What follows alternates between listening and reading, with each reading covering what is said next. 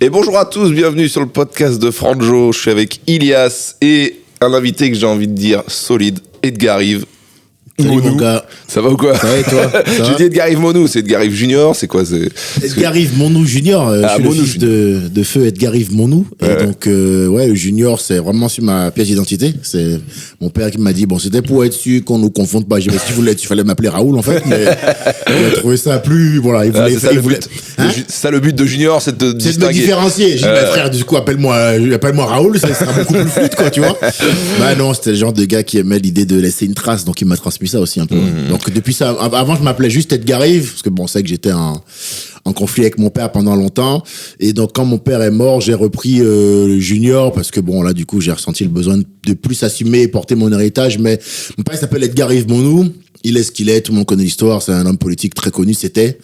Et moi, je me suis fait appeler Edgar Yves quand j'ai démarré ce métier, parce que je voulais pas du tout, je voulais rien avoir avec mon père, quoi. Tu vois, j'étais vraiment en conflit avec lui. Et donc, bon, voilà, on s'est réconcilié peu de temps après sa mort, et donc à sa mort. Après sa mort? Peu de temps avant sa mort. Oui, parce qu'après, c'est compliqué. Je viens parler dans l'au-delà. J'ai réussi grâce à un féticheur. Grâce à un marabout très qualitatif, j'ai eu un wifi direct avec l'au-delà. Non, mais du coup, voilà, avant sa mort, on s'est réconcilié. Et donc, j'ai ressenti le besoin d'assumer mon héritage et de le porter un peu plus. De toute façon, maintenant, il n'y a que moi. Mais maintenant, il n'y a que toi. Et je suis normalement le prochain sur la liste. Oui, bon, le prochain à mourir. On a une petite habitude avec Ilias. C'est hyper gay, ce beat podcast, quand même. Quel est le prochain à mourir? Et bonne année à tous. On part sur 2026, ça va être. Petite habitude, Ilias a l'habitude de présenter les invités généralement avec ChatGPT. Il y a plein d'erreurs, c'est assez marrant. Ah ouais? Voilà, donc sommairement, Ilias, est-ce que tu peux nous présenter? Ouais. Je vais te présenter donc selon ChatGPT. Donc ChatGPT te décrit comme Edgar Yves. Déjà, il dit pas le junior. Edgar Yves est un humoriste et stand-upper franco-béninois, l'une des figures montantes du stand-up en France. Un mec à la fois cash, drôle, engagé, qui jongle entre satire sociale, coup de gueule et anecdotes de vie totalement improbables. Il lance son nouveau spectacle violent cette année dans toute la France et avec même 2 dates à l'Adidas Arena à Paris en juin 2026. Mesdames et messieurs, Edgar Yves est avec nous aujourd'hui. Son spectacle violent, il appelle ça violent, mon spectacle? Je sais pas. C'est vigilance ou violent? Moi, il m'a dit violent, mais non, attends. Ah ouais, il y a des erreurs. Les mecs disent que je suis violent. Non, ça s'appelle Vigilance de spectacle. Oui. Et ouais, on a complété la première date le 12 juin. Et on ouvre la deuxième date, là, en indé total. Donc, je suis pas peu fier. 6600 personnes. Donc, on va faire 13K. On va faire x2. Donc, on va faire 13K en 2 jours avec du stand-up. 13 000 personnes. C'est ouais. Beau. Et en indé total, comme tu sais. C'est-à-dire vraiment sans sucer, sans rentrer dans les équipes de connards, de connasses, sans essayer de travestir mes valeurs pour me faire valider, avoir de l'avancement.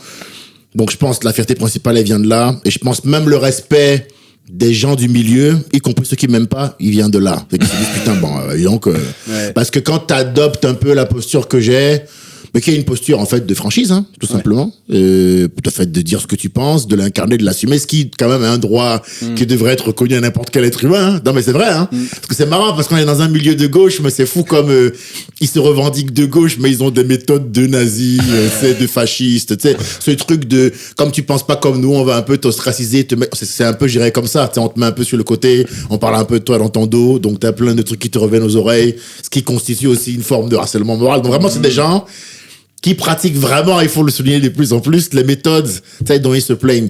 Quand tu prends le paysage médiatique, on critique beaucoup les médias de droite, qu'on taxe de racisme, machin et tout. Bon, je dis pas de blase, mais à certains égards, je peux comprendre qu'on dise ça, sur certaines chaînes et tout. Ouais, tu parles de Gulli. Voilà. Ou c'est news, ça dépend. Ça dépend ce que tu regardes. Mais voilà, c'est après la même après BFM, il n'y a qu'un pas. En termes de DA, il n'y a qu'un pas. Mais bon, moi je suis pas là pour m'acharner sur un en particulier. Je note en revanche que on fait pas assez le bilan des médias de gauche. Tu vois, on parle pas de tout le clan du Hamel qui se répartit dans les médias, du niveau d'entre-soi qui est à gauche. Je veux dire, pour le moment, de mon expérience humaine, les gens les plus violents et les plus intolérants que j'ai vus sur le plan intellectuel, ils sont plutôt à gauche. Je dis pas qu'ils sont bien à droite, Il y a plein de valeurs de droite que je partage pas. Il y en a que je partage. Moi, il y a des valeurs de gauche que je partage pas, d'autres que je partage. Moi, je me revendique ni de gauche ni de droite. Moi, je suis pour le bon sens d'où qu'il soit. Tu vois ce que je veux dire? Moi, je n'ai rien à foutre. J'ai déjà dépassé ce clivage depuis très longtemps. Ça m'intéresse pas. Ce qui m'intéresse, c'est la vérité, où qu'elle soit. Tu vois? Si elle est à droite, je dirais que c'est la vérité. Et si elle est à gauche, je dis oui, parce que c'est presque devenu impossible par conviction pour quelqu'un de gauche maintenant de dire qu'il y a une vérité à droite. Moi, je veux pas être dans ce piège-là. Moi, j'ai un avis sur la gauche et la droite. Tu me diras ce que t'en penses, ça vaut ce que ça vaut. J'ai l'impression que à droite, c'est des connards authentiques et qu'à gauche, c'est des gentils hypocrites. C'est-à-dire que j'ai tendance à préférer, je l'ai déjà dit, une vérité qui est plutôt moche qu'un beau mensonge. Mais je comprends la logique. J'irai pas jusqu'à dire que je préfère la droite, mais là où je te rejoins, que moi, je préfère les gens qui avancent pas masqués. Je crois que j'avais vu une interview de Bigard, c'était avec son pote Bafi, son frère même à ce stade-là, qui avait dit quand un mec se faire enculer par un mec de gauche, c'est quand même dur parce que un mec de droite, lui, il dit tu t'y attends. Tu vois, le gars avance pas masqué, quand il apparaît dans la pièce, tu contractes. Tu gagnes pour éviter toute pénétration inopinée. Mais le mec de gauche, le couteau pénètre la chair parce que t'es pas du tout concentré. Et tu fais, mon ami, Michel, je suis désolé, je dirais mon quinoa juste après, mais c'était plus fort que moi. Tu vois ce que je veux dire? Et Astru et moi, c'est vrai que l'hypocrisie de gauche, je la trouve phénoménale.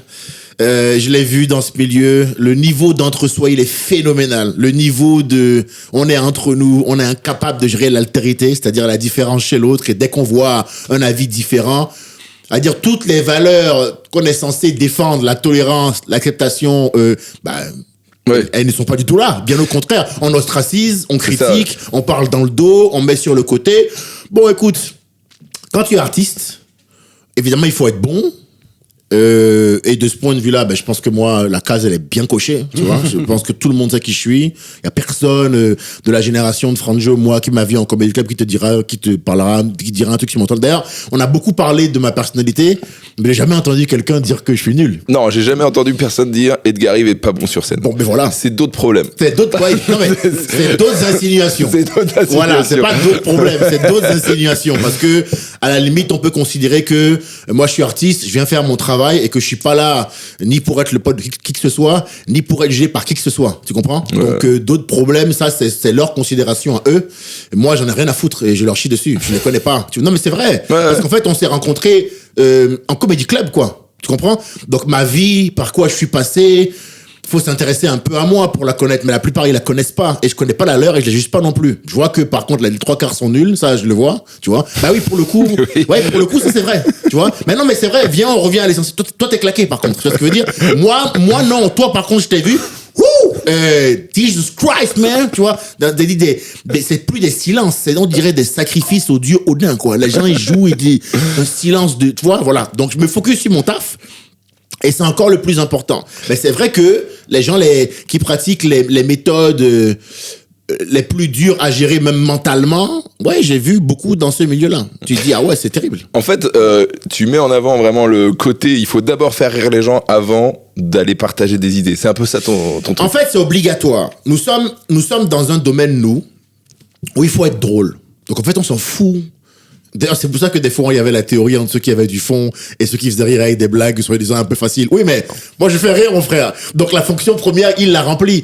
Moi, j'ai parfois été taxé de ça, mais après, je pense que j'ai beaucoup progressé. On voit mon dernier sketch, là, que j'ai posté il y a 4 semaines sur la censure, qui est, je crois, à 1,3 million en à peine un mois. Ouais, j'ai vu, là, ce matin. Voilà, donc je pense qu'avec celui-là, je tape encore du poing sur la table. C'est bien parce que, justement, déjà, c'est drôle, et en plus, il y a un fond. Mais voilà. Et en fait, t'as tout gagné quand t'arrives à allier les deux. C'est vraiment ça notre but. C'est l'idéal. Ouais. Pour moi, c'est le climax qu'un humoriste doit viser. C'est pas toujours facile. Non. Parce que tu vois, tu vois, la censure, je considère vraiment c'est un gros sketch, tu vois. Faut le voir pour comprendre, mais. 25 minutes. Voilà. Mais je pense que c'est 25 minutes de démo, quoi. Tu vois, je pense que c'est très bien. C'est une balade et je pense qu'on voit, où j'en suis arrivé, tu vois. Lui m'a dit, t'as pris un level de ouf et c'est marrant ce commentaire d'un artiste parce que lui, effectivement, il voit où je suis, putain, le gap qu'il y avait entre ce que j'ai vu et ce que je vois là, le gars s'est entraîné, tu vois ce que je veux dire? Bon, c'est ça qui est intéressant, c'est de dire, bon, lui, on dit ce qu'il veut, mais il va dans la brousse et il révise ses katas. Ben oui. Parce que j'ai vu, par curiosité, j'ai revu tes sketchs que j'avais déjà vu avant, tu vois, j'ai vu ton premier passage sur les Open du Rire de Rire et Chanson. Ouais. Et donc là, bon bah tu fais rire. Il y a un début de fond déjà, mais ça n'a rien à voir avec ce que tu défends maintenant. Et en fait, ça rejoint cette idée que c'est bien quand tu fais rire les gens, c'est encore mieux quand tu fais rire avec du fond. Voilà. Mais c'est terrible si t'arrives qu'avec du fond sans rire. Bah c'est une conférence TEDx pénible, on en a rien à foutre. Tu vois, on en a rien à foutre. Et c'est un peu le problème, c'est que ce que tu fais doit être sanctionné par un rire. Et donc, on en revient à la question du talent, tu vois. Et après, une fois que tu as le talent, parce que le talent, quand même, te permet d'avoir une posture. C'est le talent te permet de dire à un groupe de gens qu'on est censé intégrer pour avoir plus facilement de l'avancement, de dire, bah non, je vous emmerde. Je vous emmerde. Parce qu'en fait, moi, j'ai vérifié où j'en suis. Je suis pas mal niveau Kung Fu. Donc, je vais filmer mes katas, je vais les poster en ligne et on verra. Et a priori, mes résultats prouve mon point. Tu comprends? C'est ça, moi, ma théorie. Moi, je suis quelqu'un qui incarne et qui veut défendre absolument la quête de soi, l'authenticité, l'honneur, la force et la dignité. C'est pas des valeurs qui sont des valeurs désuètes pour moi. Tu comprends? C'est-à-dire gagner, c'est important. Gagner, frérot, là-dessus, tout le monde sait, moi, je suis à l'américaine, basketteur, Jordan. Gagner, c'est l'objectif, quoi qu'il arrive. Mais la manière, c'est important quand même. La manière, c'est comment tu gagnes. C'est-à-dire, t'es assis sur quoi comme monticule de cadavres? Combien de gars t'as tes plans? Est-ce que ta bouche est propre? T'es comment, toi? Il y a combien de gars que tu vois qui ont soi-disant percé dans notre milieu, mais quand tu les vois, ils sourient, frérot. C'est tout le temps, ils font la gueule, tout le temps. Mais parce que souvent, ce qu'ils ont dû laisser en chemin pour arriver là, ben, c'est le prix de leur dignité. Tu comprends? C'est important la manière. Frérot, moi, quand je sors dans la rue, que je me balade pour éviter le diabète, là, la marche des 10 km, là, hein, avec les mains dans le dos comme un vieux menet, puis je sifflote un peu. Ouais, j'aime bien ce moment-là, avec des podcasts ou de la musique. Enfin, quand les gens, ils m'arrêtent, j'ai l'occasion de faire un bilan net, hein. Parce que lui, il parle de problème, mais tu sors du cadre de ce milieu, je suis quelqu'un de profondément respecté pour ce qu'il est, ce qu'il représente, c'est-à-dire, j'incarne ces valeurs-là, ce que je t'ai cité, j'incarne ça pour les gens, hein. Tu vas faire après le podcast un micro-trottoir où tu parles de moi, tu vas voir que la manière, comme je te dis, elle est là, tu comprends? Voilà, il y a d'autres gens, oui, ils vont réussir en disant, tous les pays du monde ont visité ma chatte, oui, mais ça, quand tu vas te promener après avec ton fils, et un mec qui fera, hey, super, ta chatte, monsieur, j'ai mon enfant qui est là. Non, mais oui, il est là, mais avec ta chatte, c'était super. Tu vois ce que je veux dire? La manière, c'est vachement important. Et ça, les gens, ils ne se rendent pas compte. Tu comprends? Pourquoi il faut aller chercher le talent? Parce que le talent te permet d'accéder à une forme d'indépendance. Si t'es doué et que tu travailles, t'as pas besoin de sucer, frérot. Tu peux incarner qui tu es, tes valeurs, être dans ta force, dans ton énergie, qu'elle soit masculine ou féminine, on s'en fout. Mais être dans qui tu es. Tu comprends ce que je veux dire? Si par contre t'es nul, ben là, c'est mieux de faire des équipes. Ouais. Ah oui? Ouais. Et de dire, non, Michel, comment tu vas ce matin? Comment je peux t'aider? Qu'est-ce que je peux faire pour... Oh Michel! Tu vois ce que je veux dire? Hein? Et les corporatistes des Michel, là, tu vois ce que je veux dire? Voilà. Et forcément qu'un garçon comme moi, c'est énervant. Parce que toi, tu suces, tu me vois pas sucer. Dans ton esprit, quand on suce pas, on n'y arrive pas, on tombe, et tu me vois, et je tombe pas. Tu comprends? J'ai les cicatrices. On parlera de mon état physique, de ce que ça implique, machin et tout. Mais je ne tombe pas. Tu comprends? Oui, j'aurais pas accès, peut-être, je serais pas, hein, sans doute, je pense qu'on peut le dire, dans la sélection des humoristes Canal+, 2027, 2028, 2029, 2030, 2032. Et si vous voulez savoir pourquoi, je vous invite à voir ton sketch sur la corruption. Et le nouveau qui explique les backstage. Voilà. Qui explique pourquoi tu peux pas faire la sélection Canal+. Voilà, j'y serais pas dans cette sélection des meilleurs humoristes, mais est-ce que j'ai besoin de ça pour savoir que je fais déjà partie des meilleurs. J'ai déjà produit des classiques sur YouTube. J'ai déjà fait des sketchs, moi, qui, déjà on a vu là il y a pas longtemps l'humour à la française, mon sketch sur les impôts a été repris là-bas pour parler de comment les Français ont un regard par rapport aux impôts. Je suis déjà, moi, en train de faire le chemin que j'avais prévu. Quand on a démarré le stand-up, j'ai toujours dit quand on était en comédie club que moi je voulais être le meilleur. Mais c'est le meilleur par rapport à toi. Tu vois ce que je veux dire? C'est les gens qui n'ont pas de talent, comme je te dis, t'arrives, tu dis je veux être le meilleur, eux ils ont le sentiment tu les as insultés, frérot. Tu sais pourquoi? Parce que en voyant ton ambition et ton assurance, en te voyant jouir d'une liberté qu'eux ils n'ont pas le courage de s'offrir, c'est comme si tu les renvoyais au fait que eux ils ne font pas assez, ils ne sont pas assez. Donc ils ont besoin de t'éteindre pour que tu disparaisses. C'est une des raisons pour lesquelles les gens confondent souvent ambition et prétention. Parce que quand tu as de l'ambition, ça les renvoie au fait que eux, ils n'ont rien prévu sur les 4 prochains jours. Donc ils sont là, je nous emmerde. On veut être tranquille. Ça me fait penser, je sais pas ce que j'ai à faire demain, après-demain. Voilà.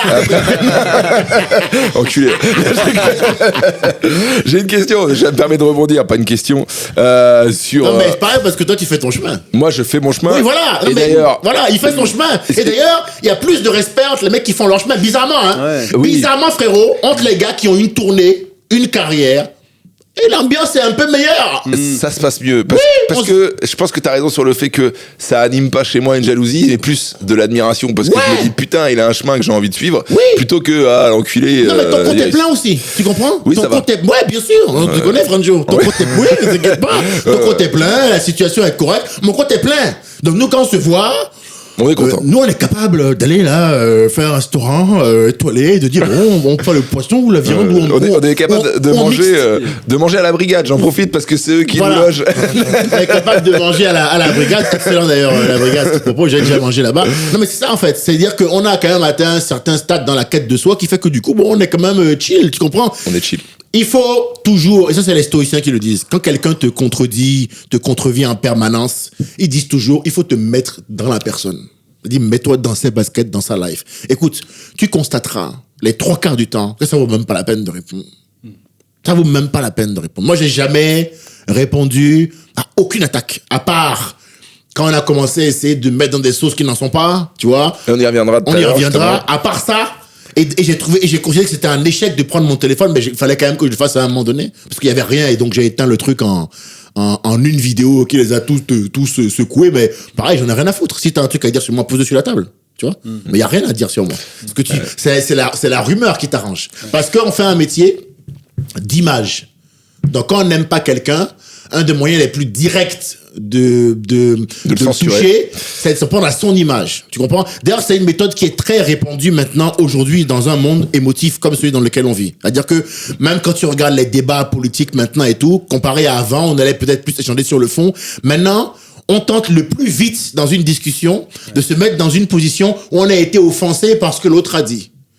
Et une fois que t'es défini comme misogyne, comme homophobe, comme transphobe, comme antisémite, voilà, une fois qu'on t'a mis tout ça, ben il y a plus besoin de répondre sur le fond puisqu'on ne discute pas avec le diable. Tu comprends? Donc on a besoin maintenant plus que jamais dans le monde dans lequel on va venir, que les gens s'interrogent intrinsèquement au fond de nouveau sur leur notion du bien et du mal. Parce qu'on vit dans un monde où on a autorisé les gens à travestir cette notion-là, qui est une, indivisible et immuable, en fonction de leur ressenti, de leur météo intérieure. Ça fonctionne pas comme ça, la vie. Et moi, je suis un gars qui leur pose des problèmes parce que je les mets en face de cette contradiction-là. Tu vois, moi, 2 plus 2, moi, c'est 4. Moi, tu peux faire le Pérou, le machin, tu reviens, tu me dis, peut-être 8. Je dis, non, on va pas pouvoir. Ça me fait penser, ton attitude me fait penser, d'ailleurs je suis pas le seul, à pas mal à tes inspirations. Et j'ai une question de quelqu'un que tu connais, qu'on connaît tous, qui a marqué les esprits. Et par hasard, je lui ai dit, est-ce que tu as une question à poser à Edgar Rive? Et il m'a répondu, contre toute attente, je le remercie. C'est donc notre ami Joe Wilfried Tsonga. Alors, c'est parti, on y va, on va l'intégrer ensuite au podcast. Toi et moi, on a des choses en commun, parce que je sais, que tu sais, que je sais, plein de choses. Donc, quelque part, on se connaît un petit peu. Mais voilà, aujourd'hui, je voulais juste te poser une petite question, à savoir, qui est ton humoriste préféré des 20 dernières années? J'ai ma petite idée sur la question, mais j'aimerais bien savoir ce que t'en penses. On a tous la petite idée sur la question. Tout le monde, c'est facile. Tout le monde sait ce que je vais répondre. Dieu donné, Dieu donné tous les jours, Dieu donné. Mais de toute façon, c'est pas seulement pour moi. Il a dit des 20 dernières années. Ouais. Donc vous allez avoir du mal à me citer un blaze au-dessus. Hein. dis ce que tu veux, frérot. Vous allez avoir du mal, objectivement, à me citer un gars mieux, plus fort. Pas mieux, mais il y en a qui... Par exemple, moi j'adore Selig, par exemple. Arrête ce que tu fais. Ce que tu fais là, arrête. Hein. Ne commence pas ça. Hein. Avocat du diable, je veux bien, mais pas là. Là, arrête tes conneries, hein, il dit Selig. Et tu m'obliges à manquer de respect à un tonton comme Selig, que je connais, que j'adore, on se connaît très bien. C'est partie des tontons qui me donnent de la force. C'est ce que je veux dire. J'adore arrête. Selig. Même lui, il te dira, c'est pas bien ce que t'as fait. Mais pas mon nom avec Dieudonné. Tu comprends? C'est un grand malade, ce Franjo là. Non, mais Le mec qui veut faire l'avocat du diable, il dit de la merde. Il a dit Selig, frère. Il y en a qui vont peut-être dire ouais, Gad Elmaleh, tu vois, peut-être il y en a qui vont dire ouais, c'est lui, peut-être qu'il y en a qui vont répondre ça, je sais pas ce que t'en penses, mais tu vois. C'est-à-dire il y en a qui vont dire ouais, sur les 20 dernières années, moi celui qui m'a fait le plus rire, qui est le plus marrant, c'est Gad. Il y en a qui vont mais dire, moi c'est je Jamel. peux comprendre qu'on... Bon, ça, Jamel c'est plus juste quand même. Je peux comprendre qu'on mette, en étant précisé que j'ai pas sa carrière et que j'ai pas son envergure, mais je pense que si on parle de GOAT discussion, comme il peut y en avoir au State dans le basket, machin et tout, bon, je pense pas qu'il soit dans dans les deux finalistes, tu vois ce que je veux dire, même si c'est un grand monsieur qui a contribué à l'essor du stand-up en France avec le Jamel Comedy Club, on lui doit beaucoup de respect, je pense qu'on le respecte tous. C'est un grand pirate pour nous, mais non, là, si on parle de Dieudo, on a encore un autre niveau de piraterie, je pense. Ah, là, je pense qu'on est même au niveau final, tu vois. Là, c'est un capitaine sur son navire sans équipage. Donc là, un niveau de navigation quand même à vue dans la mer Égée, qui est fou.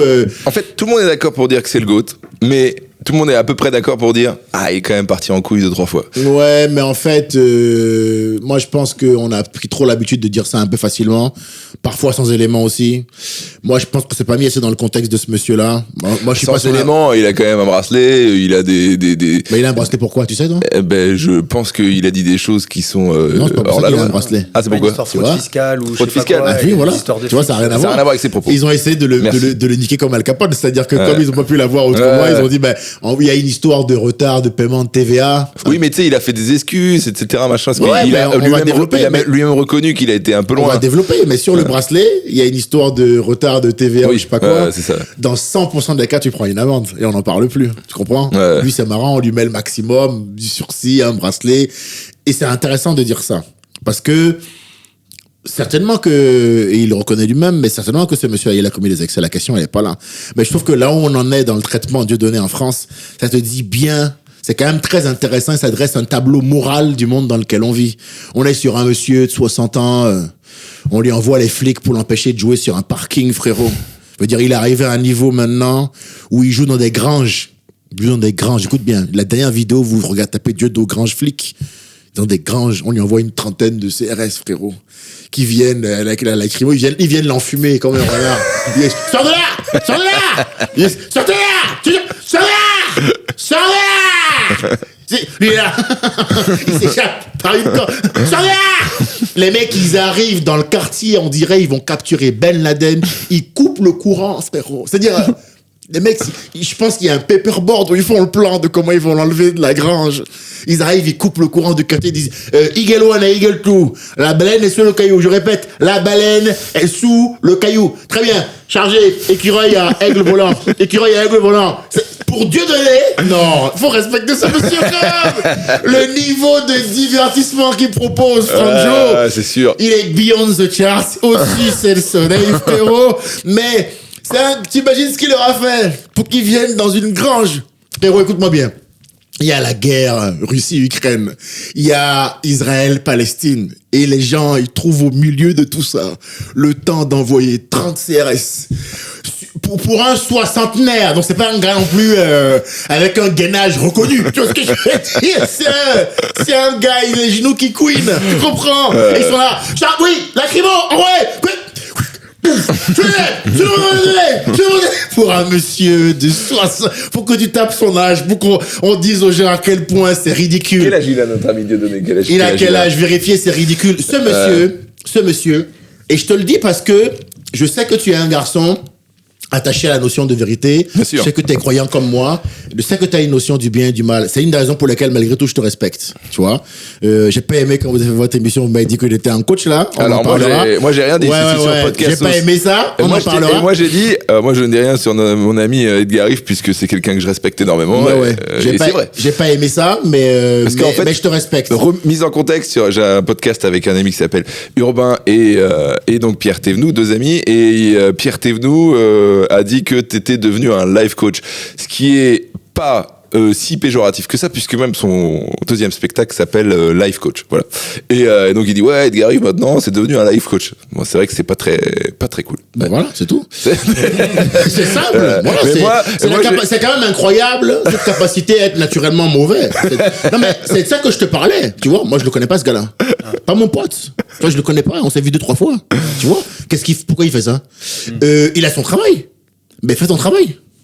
Tu vois, c'est des gens, j'ai toujours vu une espèce, des fois, de comportement que j'arrivais pas à comprendre, et comme l'énergie ne ment pas, j'ai toujours mis de la distance, parce que tu sais pas si, en fait, il est capable de rire avec toi à 10h, et de te planter à midi. Tu vois, j'ai du mal avec ça. Je me dis, non, t'es dangereux, toi, reste loin de moi. Moi, il m'est jamais arrivé de parler de Pierre Thévenoud en podcast. Non. Non, écoute-moi, jamais. C'est-à-dire, ça m'est jamais arrivé de parler de lui tout court. Là, on en parle parce qu'on parle de votre podcast. Tu comprends? Mais je parle pas de Pierre Thévenoud, moi. C'est-à-dire que il n'est pas sur ma carte du monde. Tu vois, quand je me réveille le matin, il y a aucun moment de la journée où je pense à lui. A priori, la réciproque n'est pas vraie. Lui, il y a des moments de la journée, il a pensé à moi, a priori. Oui. Comment tu vas dire non? Oui, bien sûr. Tu vas dire non? Non, je vais pas dire non. Ben voilà. Mais alors, pour défendre l'animal, je connais bien. Avant que tu reprennes la parole, je vais préciser une chose. Dis-moi. Nous sommes humoristes. On fait chacun notre travail. D'accord? Vous n'êtes pas censé, vous, en tant qu'artiste, donner votre avis sur mon travail quand vous faites le vôtre. Non, mais je te le dis. Ouais, bien sûr. Je te le dis. Parce qu'il faut, encore une fois, la notion du bien et du mal, frérot. Surtout quand on est camarades et qu'on a. Vous n'avez pas à faire ça. On est camarades. Ah, ben, je suis tout à fait d'accord. Je veux te dire jusqu'où c'est allé pour que tout soit clair. Parce que je lui ai dit en off. Ils m'ont tellement chié dessus. Je sais pas ce qu'ils ont dit. Moi, j'ai pas regardé le podcast parce que je suis pas bête. Je vais pas regarder. Alors, attends, Iton, je tiens à préciser que je n'ai rien dit. Oui, y a pas de problème. Moi, j'ai pas regardé. Moi, j'ai pas regardé. Et je regarderai pas, évidemment. Parce que je vais pas regarder un truc dont je sais que ça va me mettre sur les nerfs. Tu vois ce que je veux dire? Bien sûr. On est à l'âge qu'on a, on s'économise. Tu vois ce que je veux dire? Je passe directement à autre chose. Mais pour te dire comment je l'ai su, pour toute l'histoire, c'est mon beau-frère qui les aime bien, tu vois, et qui a regardé, qui a dit putain, j'étais déçu, tu t'es fait laver pendant 5 minutes, ça l'a touché, tu vois, parce que c'est ma famille, ça l'a touché. J'ai fait ok, j'ai rien dit, j'ai dit vas-y, ok. Pour te dire à quel point ils m'ont lavé, il y a en mode c'est un life coach là, et ça on va pouvoir y répondre plus tard, mais il y a des gens qui sont allés commenter mes vidéos de philosophie pour dire les gars, voilà. C'est-à-dire que ils ont motivé des gens à venir commenter en dessous de mes trucs, m'invectiver et les taguer pour ça. J'espère que c'est ça qu'ils voulaient comme résultat. Mais félicitations. Mais félicitations, Pierre Thévenoud, tout ça. Mais félicitations. C'est quand même incroyable de se comporter comme des merdes comme ça. Alors, attends. Laisse-moi finir. Non. Je suis là, non? Oui. On y va. On va régler ça maintenant. D'accord. Je répète, frérot. Je n'ai jamais chié dans le travail de Franjo. Jamais. Je n'ai jamais chié dans le travail de Pierre Thévenoud, ni dans celui d'Urbain. Pourquoi est-ce que la réciproque pourrait être vraie dans le plus grand des calmes? Étant précisé en plus, frérot, que ils m'ont invité après à leur putain de podcast. Mais ça veut pas dire que... Excuse-moi, c'est quoi la cohérence?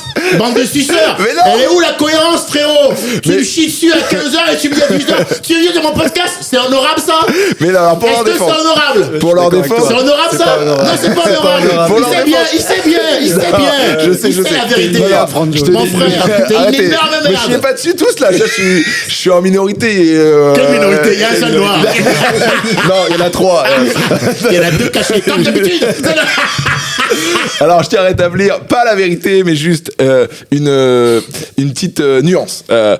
Pierre Thévenoud est archi négatif, il passe son temps à nous chier dessus dans le podcast et il chie à peu près sur tout le monde. Ce qui est pas méchant puisqu'il continue le travail avec nous et il t'apprécie d'ailleurs, vraiment. Et quand il a une manière de le montrer qui est très originale. Exactement. Ouais. Exactement. Une manière de montrer le fait qu'il apprécie les gens qui n'est pas palpable du premier coup. Excuse-moi. Mais c'est comme ça.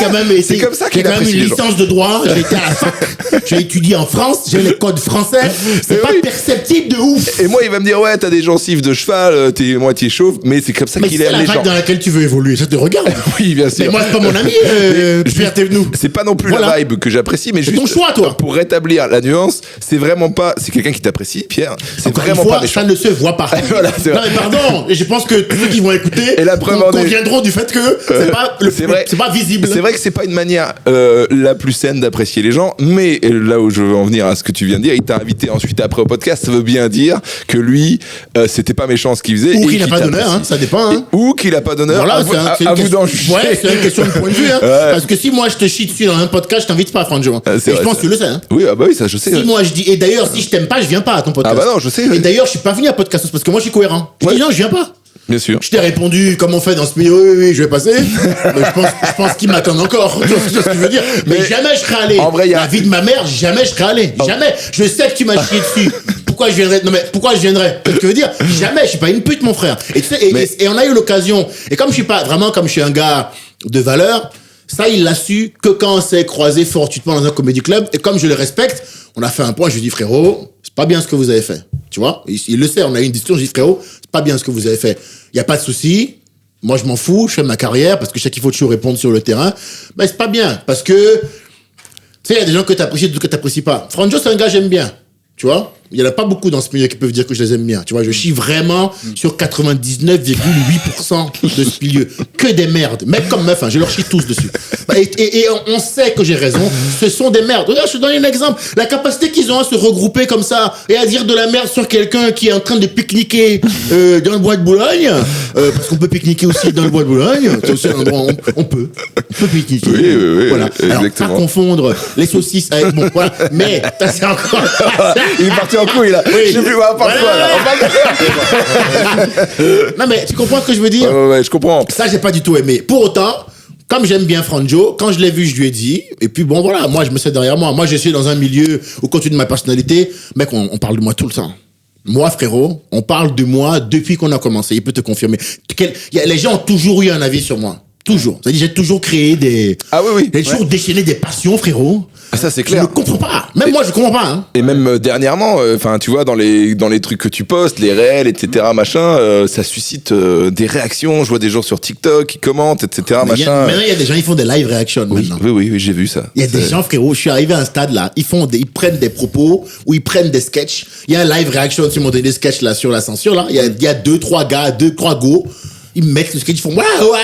Bon là c'est plus politique, mais des fois sur mes réels, il y en a qui font ça, des extraits machin. Je me souviens à l'époque où il y avait un peu je dis l'époque parce que c'est déjà si lointain, où il y avait le mouvement MeToo dans le game du stand-up là, et où on essayait de mettre tout le monde dans la sauce à gauche et à droite. Je voyais des gars, des humoristes qui n'en sont pas, hein. Je souviens même pas le nom de ce jeune homme parce qu'il depuis il n'existe plus. Et moi, je le connaissais même pas. Mais Pas Pierre Thévenoud, non? Rien à voir? Non. Et vraiment, comme je te dis, il n'est pas du tout mon sujet. Mais, et ça, je pense que ça va continuer comme ça. Mais, et c'est ok. Mais je vais juste, pourquoi est-ce que je le dis? Je le dis pas parce que je veux le citer lui en particulier. Je le dis parce que je veux qu'on comprenne ce que c'est psychologiquement d'avoir une stature, parce que revenons sur l'histoire de life coach là. Qu'est-ce qui me dérange là-dedans? Mon frère, c'est bizarre, comme à chaque fois que quelqu'un comme moi prend la parole, c'est toujours un problème.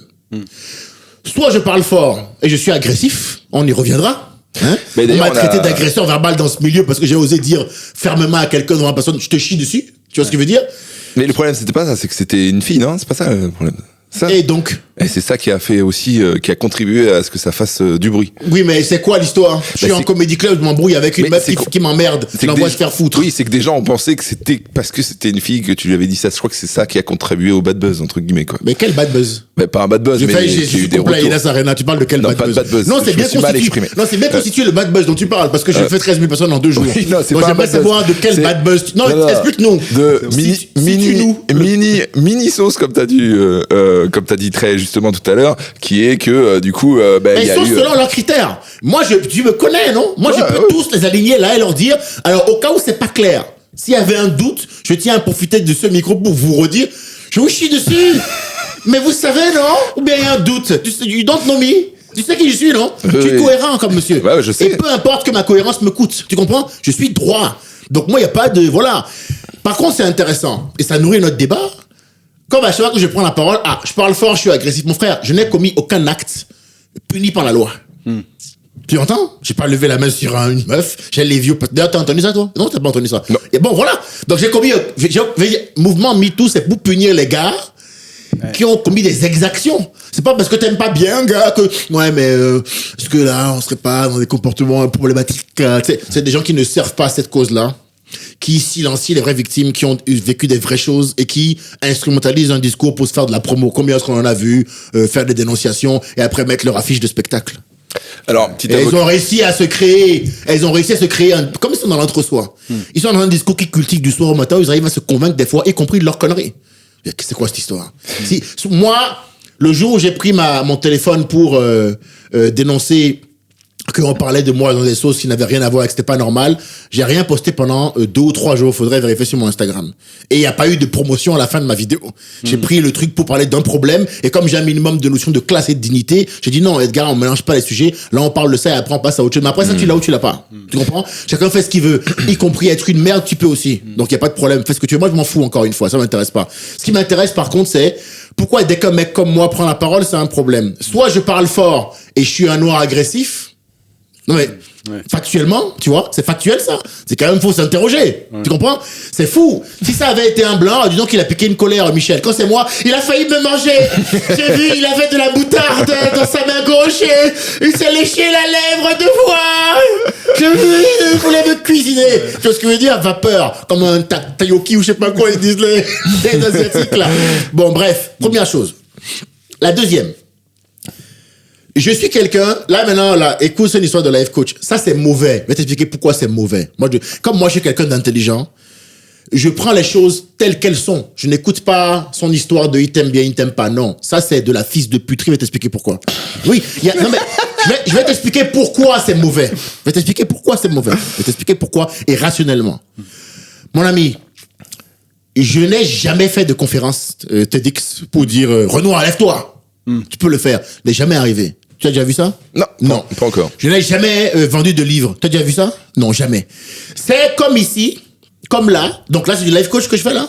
Ben non. Pourtant, quelqu'un va prendre un extrait de notre discussion, va peut-être mettre de la musique derrière, est-ce que ça fait de moi un life coach? Non. Mais je pense qu'on va le faire. Si vous voulez. Ouais, je pense qu'on c'est possible ça. Tout le podcast, on va mettre une musique Oui, classique. c'est possible. Comme ça, tu anticipes, tu le fais avant les gens. Voilà. Choisis Guantanamera. La Guantanamera. Enfin, pendant que je parle, tu mets un chapeau mexicain, une moustache blanche, et je suis là. Je vous disais donc, Guantanamera. Si t'es d'accord, je vais revenir sur un truc que t'as dit, et je vais faire, comme t'aimes bien me dire, l'avocat du diable. Oui. Tu dis que tu combats les femmes à qui n'est rien arrivé et qui instrumentalisent un combat noble. Tu parles du MeToo. Et moi, je trouve que peut-être ça décrédibilise un mouvement qui, pour moi, est assez utile. Qu'est-ce que tu as à dire à ça? Qu'est-ce qui décrédibilise c'est-à-dire que de dire, voilà, il y a des femmes qui utilisent ce mouvement, pour instrumentaliser donc une action, par exemple t'éteindre parce que elles aiment pas ce que tu dis ou ton comportement, ça décrédibilise peut-être le mouvement général MeToo. Et donc du coup, est-ce que c'est pas une mauvaise chose de dire ça? Ce serait une mauvaise chose de dire la vérité, donc. Ça voudrait dire, si je t'écoute et que je prends ta question prom dug, qu'il y a un moment, un contexte où dire toute la vérité, c'est pas bien.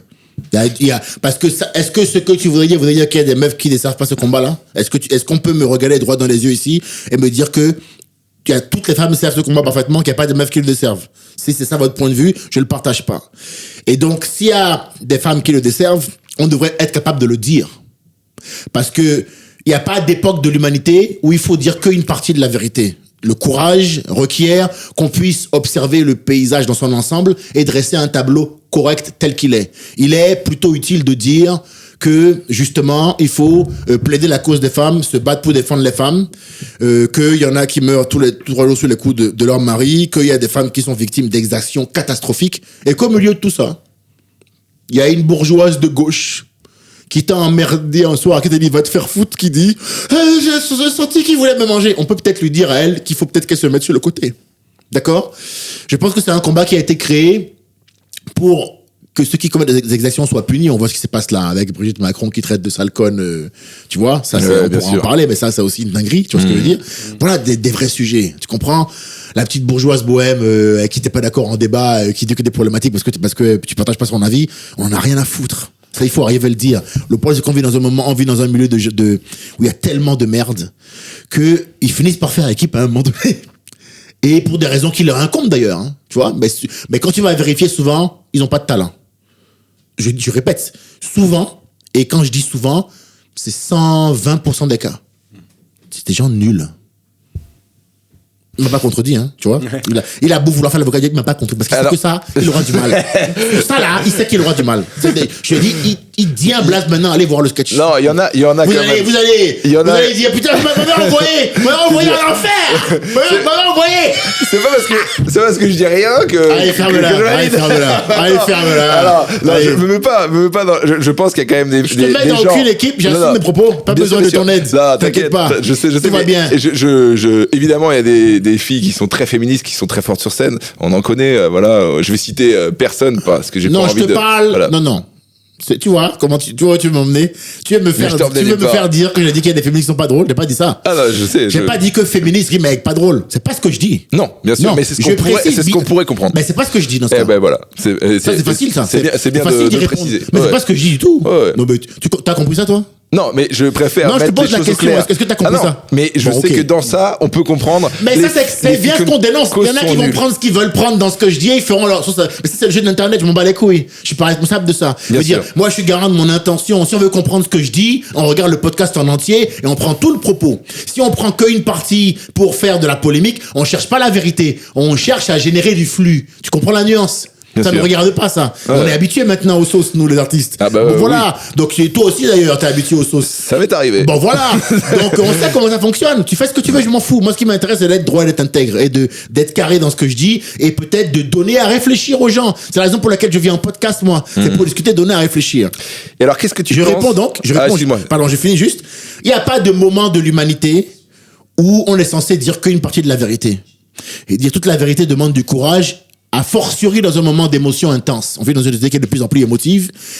Et une des conséquences directes de cette émotivité-là, c'est que les gens, ils n'admettent plus la nuance. Pire que ça, ils considèrent même la nuance comme un défaut de considération. Ça veut dire que quand tu vas dire que t'as vu une meuf sur 1 milliard qui dit de la merde et qui dessert le combat, l'autre va entendre que tu considères qu'il y a que de la merde qui est dite. C'est ça le niveau de... C'est pour ça que ta précision est inquiétante. C'est parce que je doive préciser un propos qui est pourtant déjà très clair et nuancé montre bien que les gens sont arrivés à un niveau... ils ont même régressé intellectuellement. Parce que moi, ce que je dis est très clair. Et souvent inattaquable. Hein. On sent le fils d'avocat. Hein. C'est souvent... Mais frérot, c'est souvent carré. Hein. Parce que dans ce domaine-là, je baise tout le monde. Parce que frérot, moi, je suis fils d'homme politique et d'avocat. Je débat depuis que j'ai 6 piges.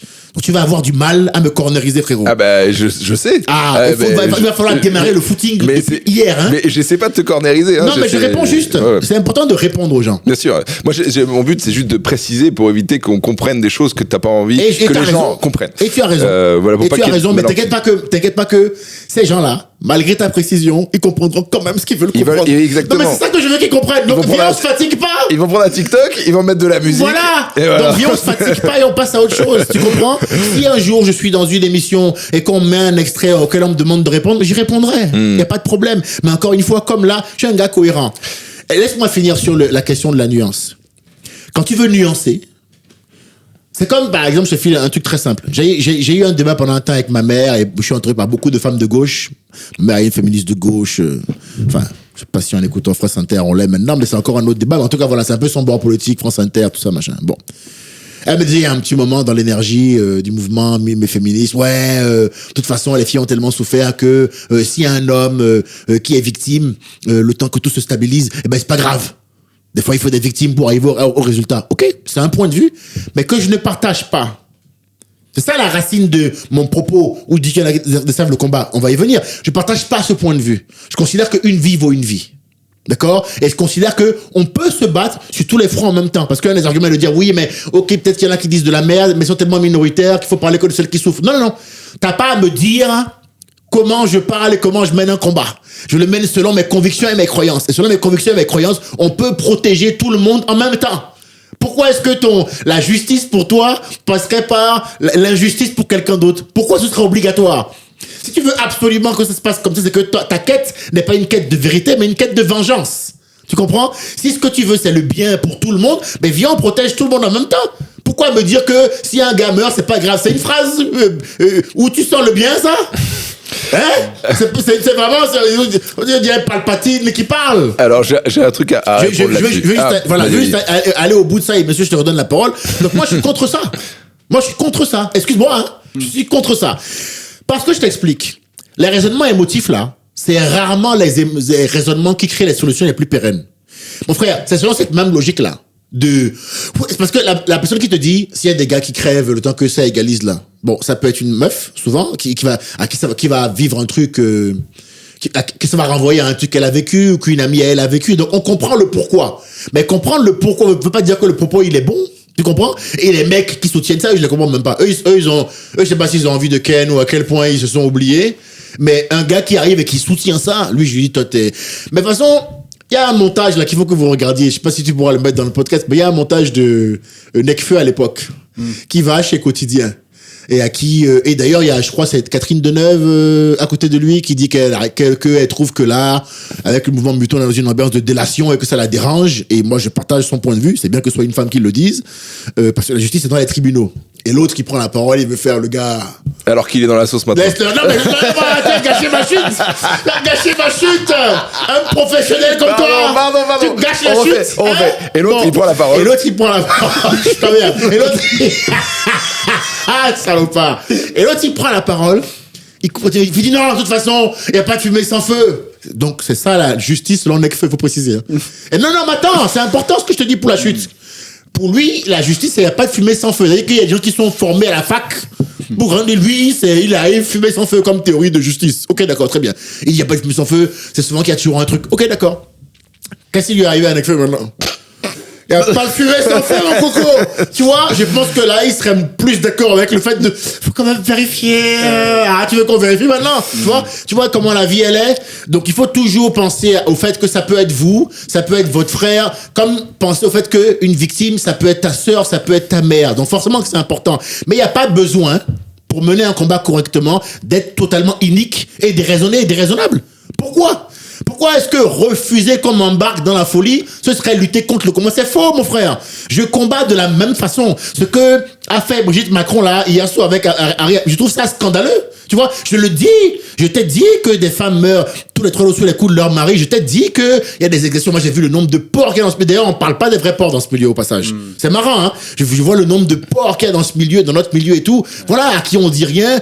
J'ai vu ça. Je sais que ça existe. Je le dis, je le reconnais et je le proclame. Mais je dis aussi que, dans le même temps, se servir de l'ambiance dans laquelle on est, du combat qu'on mène, justement, pour l'égalité, dans son ensemble, pour dire, du coup, lui, je l'aime pas, il est misogyne. C'est pas ça la vie. C'est pas ça la vie. Dans un monde émotif, on est arrivé à un tel niveau maintenant d'émotivité où les gens confondent la vexation avec le préjudice. C'est pas la même chose, frérot.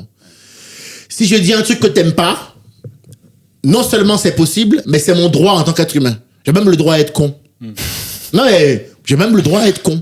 Ouais. Et heureusement pour nous. Et d'ailleurs, heureusement parce que on serait mort un nombre de fois dans la journée. On serait en promenade là. S'il y avait un sniper qui réglait tout. Avec 2-3 ministres. On serait dans la merde, tu vois. J'ai même le droit à être con. Tu vois ce que je veux dire?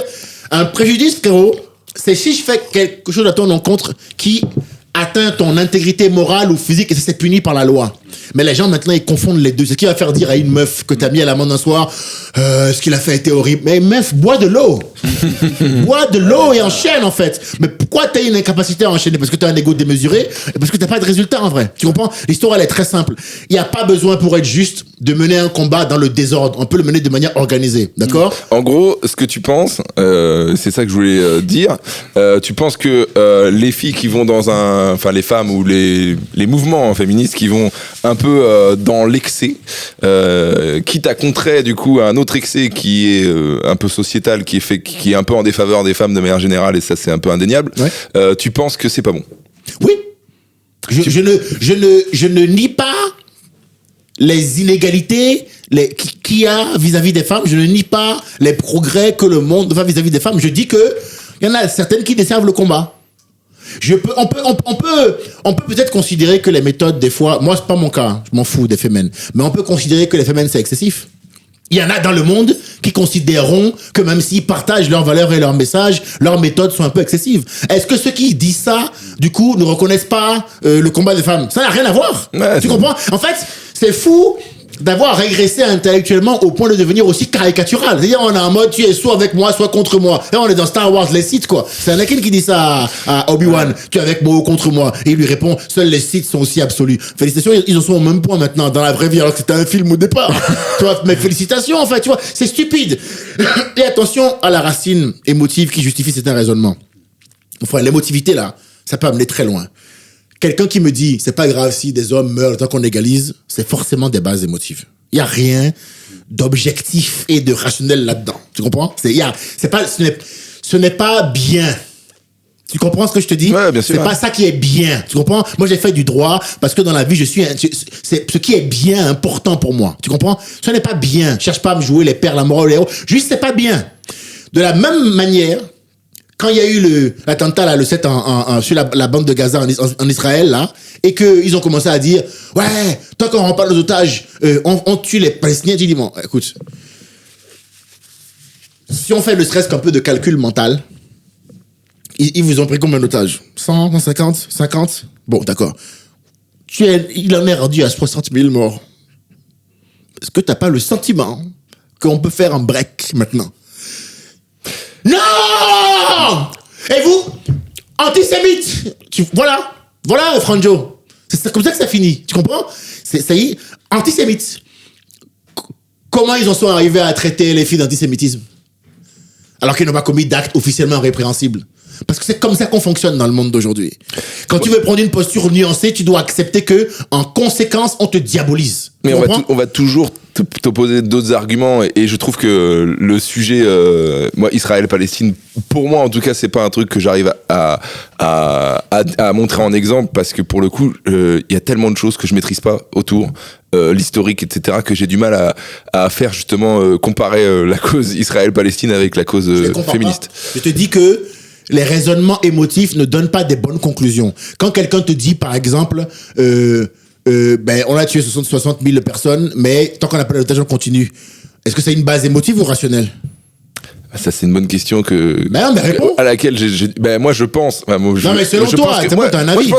Je pense même pas que je suis assez qualifié pour en parler, en fait. Oh, Seigneur Jésus. Je te jure. C'est fou, quand même. Comment toi, tu me déçois beaucoup, hein. Ah non, mais je te jure. Petite salope. T'as pas honte? J'ai pas honte d'être une petite salope. Ouais, là, tu l'es bien, hein. C'est dommage. Parce qu'en fait, on aurait pu avoir une discussion intéressante, mais c'est dommage. Et justement, c'est justement ça qui est intéressant, je pense, c'est que, il y a trop de gens qui parlent alors qu'ils savent pas. Je vois des gens qui condamnent mais là, je vois des gens qui condamnent le houmous. Il faut arrêter de parler de choses qu'on comprend pas. Tu vois ce que je veux dire? C'est vraiment le houmous. Et moi, donc, quand tu me dis est-ce que c'est un raisonnement émotif ou rationnel, j'ai pas les connaissances nécessaires pour dire c'est ça ou ça. Pas besoin d'avoir fait Harvard pour comprendre ce que je suis en train de te dire. Mais je pense que moi-même, justement, je suis pas je pense que c'est sans aller jusqu'à Harvard. Non, d'ailleurs, c'est une façon de raisonner qui est pas bonne. De dire que non, mais je t'explique, c'est pas bon ça. Parce qu'en fait, cette idée de tant qu'on n'est pas qualifié, on parle pas, il faut arrêter. C'est le même raisonnement selon lequel on va dire à l'agriculteur de pas donner son avis sur la politique française. Écoute, en tant qu'agriculteur et en tant que participant à la cité, il peut donner son avis. Pas besoin d'avoir fait les grandes écoles. Si ça lui brûle le cul, c'est que c'est pas la bonne loi.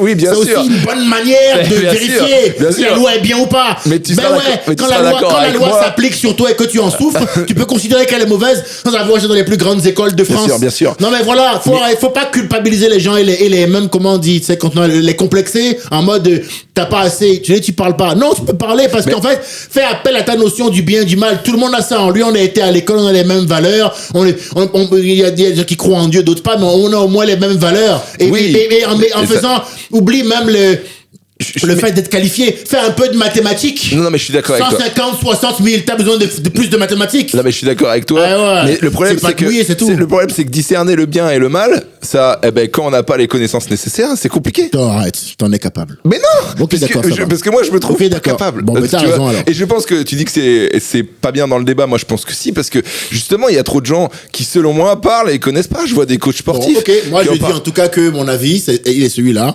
Moi, je respecte. Voilà. C'est juste que Et je dis que, pour bien cadrer mon avis, que les raisonnements basés, je pensais pas qu'il fallait être à la fac pour dire ça, mais que les raisonnements basés sur des bases émotionnelles donnent rarement de bonnes solutions. Mais je suis d'accord avec toi. Non mais donc. Mais donc, je peux pas qualifier quelque chose de émotionnel ou pas émotionnel parce que je trouve que j'ai pas les connaissances nécessaires. Je te jure, c'est vrai. Bon, ok. En tout cas, moi, ce que je dis, c'est ça. Moi, je dis que les actions, les raisons basées sur des bases émotionnelles donnent rarement de bonnes solutions. Et donc, dire si des hommes meurent le temps qu'on égalise, c'est pas une bonne chose. Tout comme dire tant que on n'a pas récupéré nos otages, on tue tout le monde, c'est pas une bonne chose non plus. Voilà. Moi, je m'engage, je le dis. Je pense que c'est du bon sens. Je pense que, comme le disait René Descartes, c'est le truc le mieux partagé au monde et que tout le monde peut percevoir ce que je raconte. Lui, le premier, d'ailleurs. Ah bah, franchement, si je suis convaincu que les propos et que un avis est donc non, je te parle de mathématiques, hein. Ouais, non, mais bien sûr, mais moi, ça implique d'autres connaissances. Si un avis ou un propos est bon ou bien, etc., je vais le partager, etc. Je vais te poser autrement la question. Est-ce que, si je te dis, bon, pour que le temps que les femmes égalisent, là, si y a plein d'hommes qui sont victimes, c'est pas grave. Toi, tu réponds quoi à ça? Mais ça, moi, mon avis personnel, c'est que... Ouais, je te dis, mon avis là-dessus, c'est que je pense que t'as raison, sacrifier des gens et aller dans l'excès inverse, c'est bien, ça fait du bien. C'est pas la solution. Bon, ça fait du bien. Mais non, c'est à toi que je pose des questions depuis tout à l'heure, mais moi, mais j'aime bien parler avec les gens, moi. Bien sûr, bon, mais c'est un débat. Là, je suis d'accord avec toi. Ok, maintenant, laisse ça de côté. Mais non, mais c'est pas ça que je compare. Je compare pas la cause féminine et la cause Israël-Palestine. C'est pas ça que je suis en train de faire. Je compare dans les deux causes, sans comparer les deux causes, je compare le fait de prendre des décisions sur des bases qui sont pas des bases rationnelles. C'est pas rationnel de dire, quand tu as déjà tué 80 000 personnes ou 60 000, que tant que tu n'as pas récupéré 150, tu continues. Parce que d'un point de vue mathématique, on te dit, ah écoute, peu importe ce qu'on pense, ne serait-ce que sur des bases arithmétiques, il y a un problème. Mais en fait, le truc, c'est ce que j'essaie de t'expliquer. Ce que j'essaie de te dire, et voilà, c'est que c'est pour moi un conflit qui est tellement complexe. Il y a tellement des choses derrière. Ça, je suis d'accord avec ça. Moi, je nie pas ça. Moi, je nie pas que c'est un conflit qui est complexe. Mais j'ai peur que ce soit simpliste de dire. Mais moi, j'ai pas essayé de parler du conflit. Non, mais j'ai juste. Laisse-moi terminer. J'ai juste peur que ce soit un peu simpliste de dire 150 000. J'ai juste, tu vois, et c'est pour ça que je peux pas dire ça. Parce que pour moi, c'est pas simpliste. Et bien sûr que si c'est 150 versus 150 000, c'est émotif, mais c'est juste que j'ai peur que ce soit simpliste. C'est pas moi qui fais les constats, hein. C'est l'ONU, frérot. C'est toutes les organisations internationales qui condamnent. Là, on est arrivé à un niveau où il y a les organisations internationales, le tribunal pénal international, où il y a l'ONU qui a dit qu'il y a 4 critères de génocide sur 4 qui sont rassemblés. Donc, c'est pas mon feeling à moi. C'est des enquêtes, en fait. Il y a des bases de ça. Tu comprends? On peut essayer de se les donner, de dire, ouais, moi, je me mêle pas, machin et tout. Il y a pas de problème. Ça, je te le laisse. Tu fais comme tu veux. Mais, la réalité est celle-là, et je te le dis. C'est pas de comparer la cause des femmes et la cause d'Israël, c'est pas ça la question. Il faut écouter ce que je dis. Ce que je dis, c'est que, quand on prend des décisions sur des bases émotives, ça donne rarement du bon. Et je te file 2 exemples différents qui n'ont rien à voir, mais qui viennent corroborer mon allégation. Tu comprends? Qui viennent étayer mon raisonnement. C'est ça que je suis en train de te faire. Déjà, ça dit corroborer allégation. Moi, tu m'as un peu perdu. Je vais essayer de faire comprendre aux gens. C'est que moi, j'ai un gros syndrome de l'imposteur. Et je pense qu'à juste titre, j'ai l'impression de pas être assez qualifié pour donner mon avis sur ces sujets-là. Mais il faut se libérer de ça. Parce qu'il y a trop de gens. Non, il y a trop de gens qui sont complexés. Alors qu'ils pourraient, et que leur avis est autant valable, mon frère. Je suis pas d'accord. Mais pour moi, si. Alors, pour moi, c'est ça la démocratie. Pour moi, il faudrait un test pour éviter aux gens trop teubés de voter. Mais les gens trop teubés votent déjà. Ben oui, c'est ce que je te dis. Mais donc alors, il faudrait un test. Est-ce qu'on est mort? Il faudrait un test pour éviter Est-ce qu'on est mort? Non, je plaisante. Bon, voilà. Je pense qu'il faut un vote pour tout le monde, mais bon, voilà. Et il faut une voix pour tout le monde, y compris pour les imbéciles. Oui. Que tu considères comme étant un imbécile. Même eux, ils ont le droit de parler. Mais non, mais en fait, c'est ridicule ce que je dis, parce que ce que disait Coluche. Ah, bah, c'est sûr que c'est ridicule, ce que disait Coluche, tout le monde a l'impression d'être assez intelligent, puisque c'est avec l'intelligence qu'on a qu'on juge à quel point on est intelligent. Donc, ça se trouve, je fais partie des grands teubés, nous tous ici, donc c'est pour plaisanter. Je suis là pour faire de l'humour. Je pense pas non plus. Non, mais tu vois ce que je veux dire? Ouais, bien sûr. L'idée, c'était de répondre plus globalement à ta question. Où finalement je perçois dans la question que parce que je vais nuancer, on va me taxer de ceci ou de cela. Je précise, comme j'ai dit en préambule et comme on a dit tout le long durant ce débat, que c'est devenu systématique.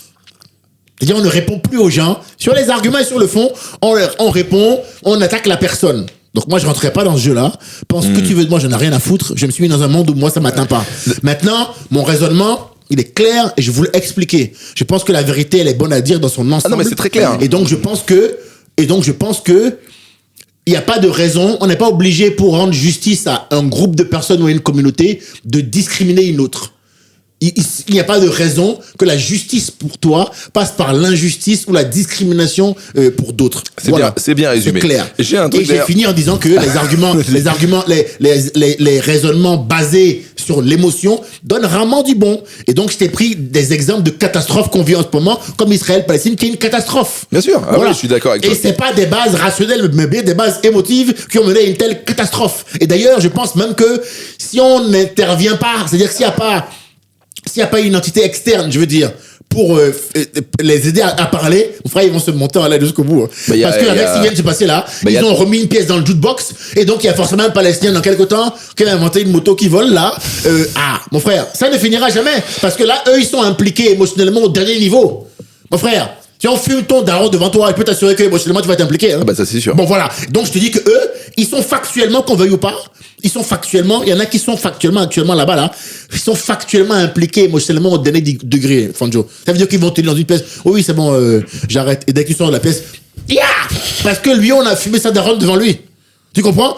Eux, ils sont impliqués au dernier degré. Donc, pour te dire à quel point c'est un problème l'affect, c'est que ce problème-là, il pourra être résolu que par des gens qui ont un peu de recul par rapport au niveau d'affect qu'il y a là-bas. Tu comprends ce que je veux dire? De la même manière, si on parle de la cause des femmes, et si on parle de n'importe quelle cause, faut prendre du recul en termes d'affect. Sinon, tu pourras pas voir la vérité. Tu ne voudras voir et entendre qu'un discours qui te correspond à toi. Tu comprends le problème que ça pose? Ouais, je suis d'accord. Mais ça, c'est le problème de la question que tu m'as posée.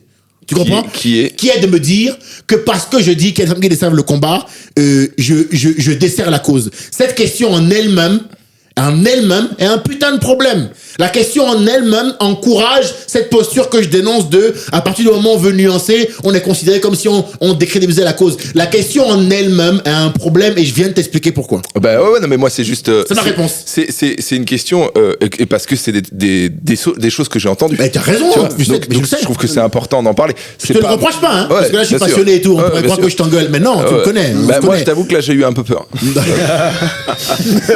J'ai un truc pour toi. C'est la meilleure chute. C'est la meilleure chute. Il a dit, j'ai eu un peu peur. Tu vois comment ça va vite. Franchement, tu vois, il a voulu m'emmener là. T'as vu cette salope? Hein? T'as vu cette merde? Il a eu un peu peur. Je vais t'escorter après à la fin du podcast. Alors, j'ai lu des trucs sur internet et je pense que ça va peut-être t'énerver. Tu sais, je reviens sur le mouvement MeToo parce qu'on va clôturer ce sujet.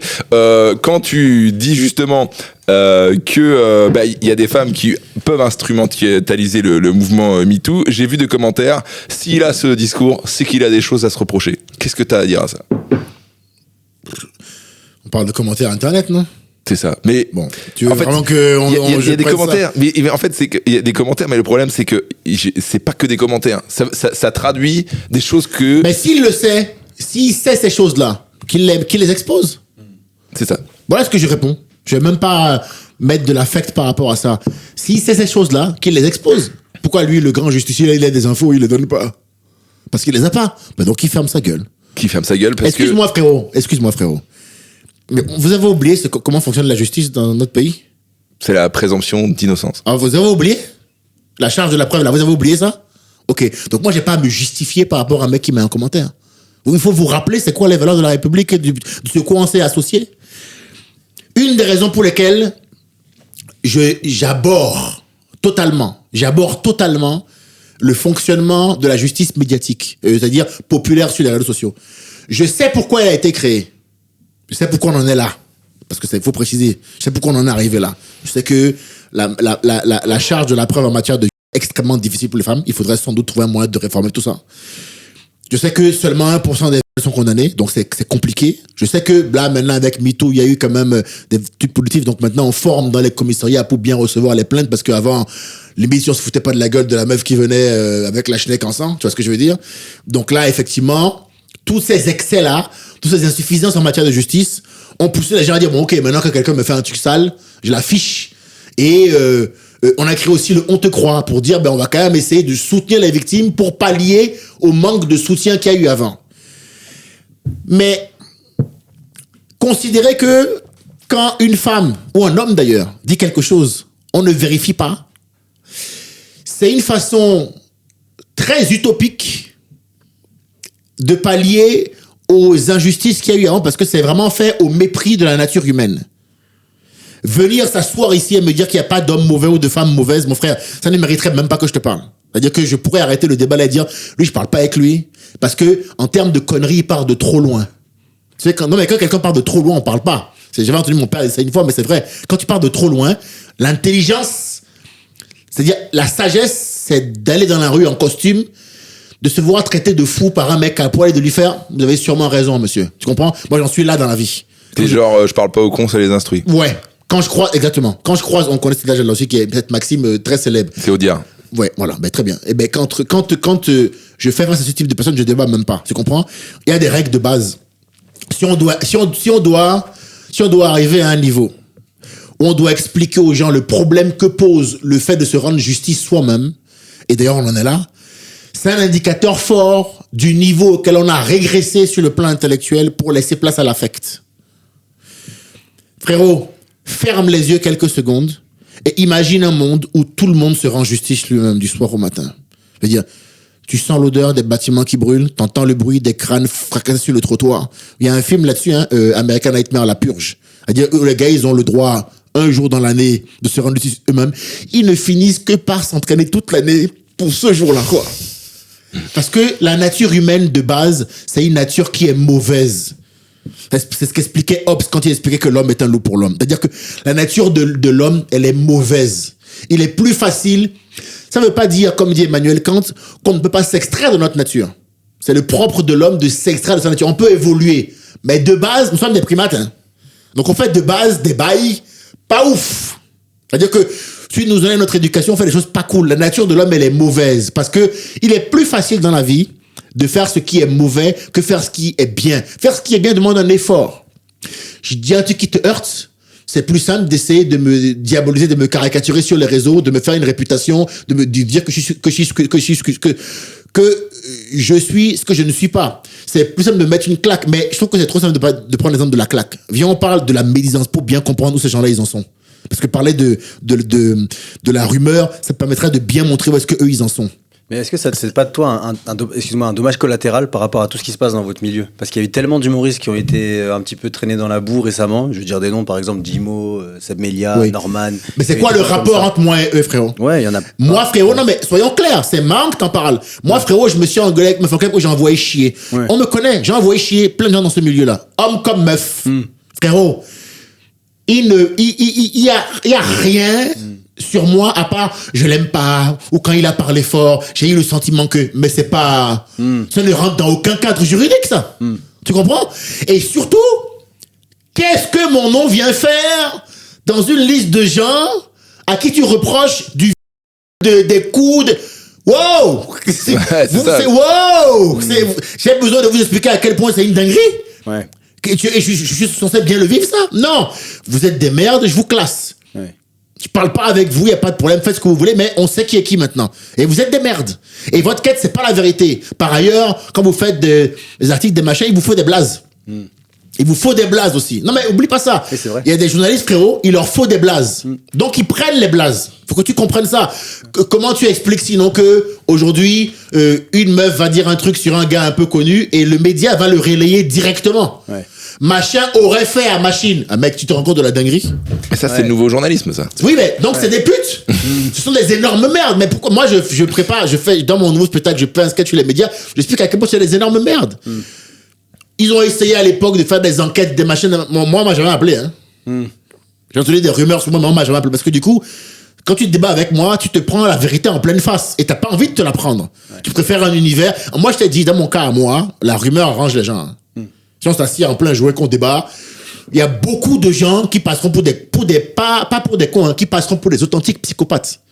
Il y a des gens, tu les mets à débattre avec moi, ça me prendra 5 minutes de les faire passer pour des authentiques malades. Donc c'est pas leur intérêt de parler avec moi, c'est leur intérêt d'être dans l'ombre et de parler. D'accord? Première chose. On en revient à la question de la justice des réseaux sociaux. Le tribunal populaire. Le tribunal populaire. De se rendre justice soi-même. Et c'est OK. C'est un peu la phrase qu'ils ont créée maintenant. Et c'est OK. C'est incroyable. C'est pas OK. C'est incroyable à quel point c'est pas OK. C'est incroyable la dictature de l'émotion où on est rendu, Franjo. Quelqu'un vient, il pose son ressenti sur ton front et c'est OK. Tu dois faire avec. Alors que toi, tu fais de ton mieux pour payer tes impôts, pour être un bon citoyen, pour te créer une situation. C'est-à-dire, on dirait que, à partir du moment où je te blesse, je suis plus un garçon qui vient d'une famille, j'ai plus d'héritage, de mission terrestre, j'ai plus rien à faire, je suis un garçon à éteindre, et c'est ça que vous appelez le bien dans la vie. C'est quand même scandaleux d'en arriver là, c'est malhonnête. On ne peut pas être dans un monde où on se rend justice soi-même. Ça fonctionne pas comme ça. Pouvoir considérer que quand une meuf, ou quelqu'un d'autre, hein, parce que tu parles de meuf, mais c'est pas mon sujet principal, hein, c'est toi qui l'as lancé. Mais considérer, et ça je tiens à le préciser aussi, parce que on va croire, parce que je viens de faire 20 minutes là-dessus, que c'est mon thème. C'est pas mon thème. Non, c'est moi qui t'ai C'est toi lancé qui as parlé de ça. C'est- Voilà. c'est- Non, mais c'est bien de le redire aussi, tu vois. c'est important. Et une fois que j'y suis, maintenant je développe. Mais c'est toi qui m'as lancé là-dessus. Ah oui, tout C'est pas à fait. moi qui suis venu voir Franjo pour parler de ça. bien sûr C'est que dans non. les questions que t'as faites. Bien sûr. Moi, parce qu'il y en a c'est qui des sujets diront, qui nous touchent tous. voilà, mais moi ça me va de parler. Mais il y en a qui diront, ouais, il vient encore, machin. Non, c'est lui qui m'a lancé là-dessus. Et effectivement, comme je me défausse jamais, comme je me cache pas, je réponds. Ouais. Voilà, et je continue. Mon frère, dire que on croit ce que quelqu'un dit sur les réseaux sociaux, au mépris, je répète, hein, au mépris de la nature humaine. Parce que le on te croit part du principe que toutes les victimes disent la vérité. Moi, je dis ça, c'est un mépris de la nature humaine. Vous êtes fous, vous. Vous voulez nous vendre que tout le monde est cool? Ah bon, hein? Je suis pas dans votre équipe. Parce que je connais les humains. Hommes comme femmes. Des merdes. Oui. Pas des gens bien. Pas des gens bien. Mon frère, le premier réflexe que les gens ont dans une entreprise à la pause café quand ils aiment pas quelqu'un, c'est de le laver, hein. Le premier réflexe que les gens ils ont dans un cadre de travail, quand ils aiment pas un collègue, c'est de le décrédibiliser auprès des autres à la pause café ou à la pause déj. C'est vrai ou c'est faux? Ouais, c'est vrai. C'est leur premier réflexe, frérot. Ils vont dire un truc sur un mec qu'ils ne connaissent même pas ou qu'ils ont vu à peine. Ils vont le laver à un niveau interstellaire et lui créer une sauce gratuite. La nature humaine, elle est mauvaise. Ouais, Elle est pas bonne. D'autant plus si t'es connu, si t'as de l'argent, si t'es un peu une cible facile. Même inconnu, ce que je te dis là, c'est ce qui se passe À la machine à café. Ouais, c'est vrai. Mais je pense que. Non mais c'est pour, non mais oublie même les footballeurs. Ouais. C'est pour situer à quel point les gens sont mauvais. Ouais. Pour vous aider à vous situer. Hakimi, mon frère. Ouais, je pense On a vu l'affaire Hakimi là. Donc là, tout va bien? Ouais. Voilà, les meufs, une meuf l'accuse de l'avoir. On mène l'enquête, on voit qu'elle échange avec ses copines et qu'elle dit, on est des meufs de la cahier, on va lui faire les poches ou je sais pas quoi. Faudrait remettre la vraie phrase parce que là je l'ai un peu Mais paraphrasé. oui. Du coup, moi je pense que là faudrait faire deux cas de figure. C'est-à-dire que quand t'es footballeur, il y a évidemment une présomption de peut-être qu'il y a voilà.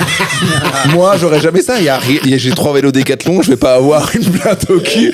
Tu vois, s'il y a une plainte sur moi, T'en sais rien. elle est sûrement plus vraie que une plainte sur Hakimi. C'est ça qui est important de préciser, je C'est pense. quelle manière de raisonner ça? Bah, c'est une manière il y a plus l'appât du gain est plus fort chez Hakimi que chez Franjo. Mais pourquoi? Bah parce qu'il a plus d'argent. Mais t'en as un peu? Oui, mais pas autant qu'Hakimi. Assez Ah, pour mais faire non, t'es un malade, toi. assez pour faire de beaux voyages. T'es un malade.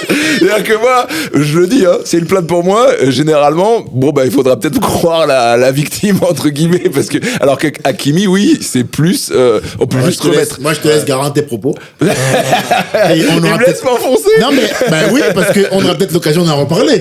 Mais J'espère pas. mais J'espère pas. moi je te le souhaite pas. Mais je Ouais. pense que là tu manques de vigilance. Hein. C'est vrai, tu crois? Écoute-moi Non, bien. faites pas de plainte sur moi parce que y a pas Il est d'argent à prendre. Il est fou ce monsieur. Il est fou lui. Il se rend pas compte. Mais il se rend pas compte. Et en fait, le problème il est pas là. Le problème dans ce que tu dis, c'est que tu considères qu'on devra croire sans vérifier. Je suis pas sûr que C'est pas ce que je dis, hein. Non mais ben, c'est ce que tu viens de Non, dire. je dis juste, il y a plus de crédit sur une plainte sur un Mais mec c'est pas comme qui ça a qu'on pas évalue. d'argent, qui a pas d'argent comme moi que, en effet, sur quelqu'un comme Hakimi. Non, ça c'est pas, non. Peu importe. T'es pas d'accord avec ça? Ah non. Que la plainte soit sur toi ou Hakimi, on check de la même façon au point. Oui, mais je veux dire, de manière générale, c'est vrai qu'il y a plus, comme il y a plus d'intérêt à aller attaquer un Hakimi ou un Johnny Hallyday à ses grandes heures, eh ben, il y a plus de chances Ça, pour que c'est ce pas- soit une arnaque que sur quelqu'un Non, sur moi ça, ou c'est- un comptable qui a Ça, pas c'est d'argent. parce que tu voudras dire à ce moment-là que la plainte sera basée sur le fait de la patte du gars. Mais il peut aussi y avoir une sauce pour de la vengeance. Et oui, Bon, bien sûr, tu peux mais très bien saouler quelqu'un qui dit, bon, maintenant, Fernando, je vais l'éteindre.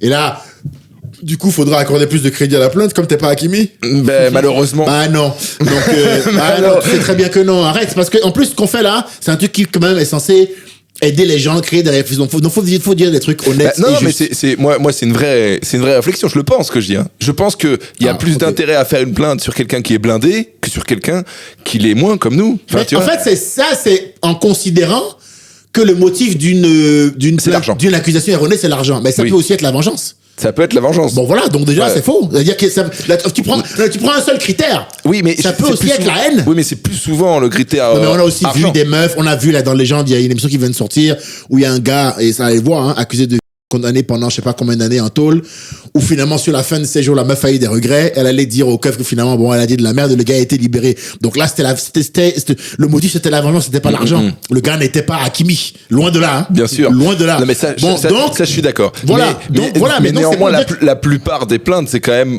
pour l'appât du gain. C'est pas que la vengeance. bah non, il y a des vraies plaintes déjà. Il y a des vraies plaintes. Oui, non, mais je veux dire, les fausses. C'est Les fausses, ah oui, c'est bah important oui. de le dire, t'as Ah oui. raison. Ah oui, fais attention. mais les fausses plaintes, c'est plus pour l'argent que pour la vengeance. Alors, pour J'imagine. Ça, j'en sais rien. Je vais resituer pour ceux qui suivent pas le foot. Achraf Hakimi, c'est un joueur du PSG. Il a vraiment des millions et des millions d'euros sur son compte. Ouais. Il joue pour le Maroc. Il est vraiment très très très connu, quoi. Et c'est tout très bon au foot. Et il est très très fort. Ouais. Très chaud. Très bien. Meilleur très arrière bien latéral sur le ballon d'or. droit du monde en ce moment, sûr. Ouais. Et donc, Et pour le message donc du coup de la plaignante, bah, il y en a plusieurs, dont un par exemple, c'est j'ai pas eu le choix que prendre ce risque pour mettre la MIF à l'abri. Et voilà. On va aller le dépouiller. On est des meufs de la calle, la rue en espagnol, quoi. Voilà. Et- Tu vois, moi, je me rappelais le terme cahier, ça m'avait rendu fou. J'avais trouvé ça complètement fou. Yeah. Et là, pourquoi cette dame n'a pas de condamnation, on sait pas. Parce que ce serait pas trendy ou à la mode de la condamner. Et donc, aux gens qui disent on te croit, il faut leur lire ça. Ouais. Parce que ils sont en train de te dire que les meufs ne mentent jamais. Mais on peut plus dire ça. On sait que c'est faux, ça. On sait que c'est faux. Et de toute façon, là, je vais te l'expliquer. Sans parler de ça, on a pris cet exemple qui est très bon. Mais je vous ai expliqué ça d'un point de vue philosophique. C'est-à-dire qu'il est plus, c'est-à-dire la nature humaine, donc c'est-à-dire homme-femme, c'est-à-dire mauvais de nature, on est. Nous sommes des pécheurs de nature. On doit prendre sur nous pour s'extraire de notre nature et évoluer. Je viens de t'expliquer la capacité qu'on a à mettre dans la sauce à la machine à café. En vrai, c'est pas normal. C'est une des raisons pour lesquelles j'ai mal pris l'histoire du podcast où il parle de moi comme coach, de life coach. Parce qu'en fait, c'est tellement facile de faire ça. C'est tellement une agression gratuite que je ne laisse pas passer. Et je ferai pas seulement de rire, de faire, c'est marrant. Non, je suis pas ton pote. Tu vois, on va pas faire genre, c'est marrant. C'est pas marrant. On ne fait pas ça. Tu comprends? Ce n'est pas bien. À la machine à café aussi, on fait pas ça. Le gars, tu le connais même pas. Il t'a peut-être un peu humilié sur un coin, je sais pas quoi. Mais ça, c'est la vie, ça. C'est pas un préjudice que tu as subi. C'est la vie entre êtres humains. T'es vexé d'un truc, dit, mais c'est la vie entre êtres humains. Ah, meuf, on a eu un accrochage de 20 personnes, et je t'ai répondu sèchement, tu l'as mal vécu. Ouais, bon, je fais 115 kilos, je suis noir, je parle fort, peut-être que je t'ai imprimé un truc, mais c'est la vie, ça. Ça n'a rien à voir avec un gars qu'on accuse d'avoir lévié une fille un soir dans une chambre. Je veux dire, quel est le rapport entre lui et moi? Il y en a aucun. Mais en fait, tu veux créer ce rapport-là parce que tu veux me faire du mal. C'est ta façon à toi de te venger. Tu comprends? C'est ça qu'on dénonce, frérot. Et il faudrait que je me taise en plus. Vous avez vrillé ou quoi? En plus, il faudrait que je le prenne bien. Ben, allez vous faire enculer 8 fois. J'ai le comportement d'un gars qui n'aime pas l'injustice, en fait. Qu'est-ce qu'on me reproche? De quoi parle-t-on? Je veux dire, on peut pas être rationnel et encourager la justice des réseaux sociaux. Je veux dire, ni le président de la République l'a fait. À l'époque, il a maladroitement pris la parole quand il y avait eu Gérard Depardieu là pour dire qu'on juge pas sur les réseaux. Il avait été maladroit, mais sur le fond, moi je suis d'accord. On peut pas accepter un monde comme ça. Je veux dire, on n'a pas fait un progrès en termes de justice si on peut condamner quelqu'un sur Facebook. On a plutôt régressé, frérot. Et allons plus loin que ça. Si jamais on parle de meufs. Justice sur les réseaux comme ça pour que dès qu'une meuf dit un truc, enfin, l'équivalent, tu remontes à l'époque des sorcières de Salem. À cette époque-là, un gars, il voulait qu'elle ait une meuf. Il disait non, il disait, ah, mais tu m'as l'air un peu maléfique. Ou tu étais là, ah non, je veux juste pas jouer avec ton zizi. Mais écoute, ce qu'on va faire, on va t'attacher une pierre au pied, te jette dans l'eau, et si tu remontes, t'es innocente.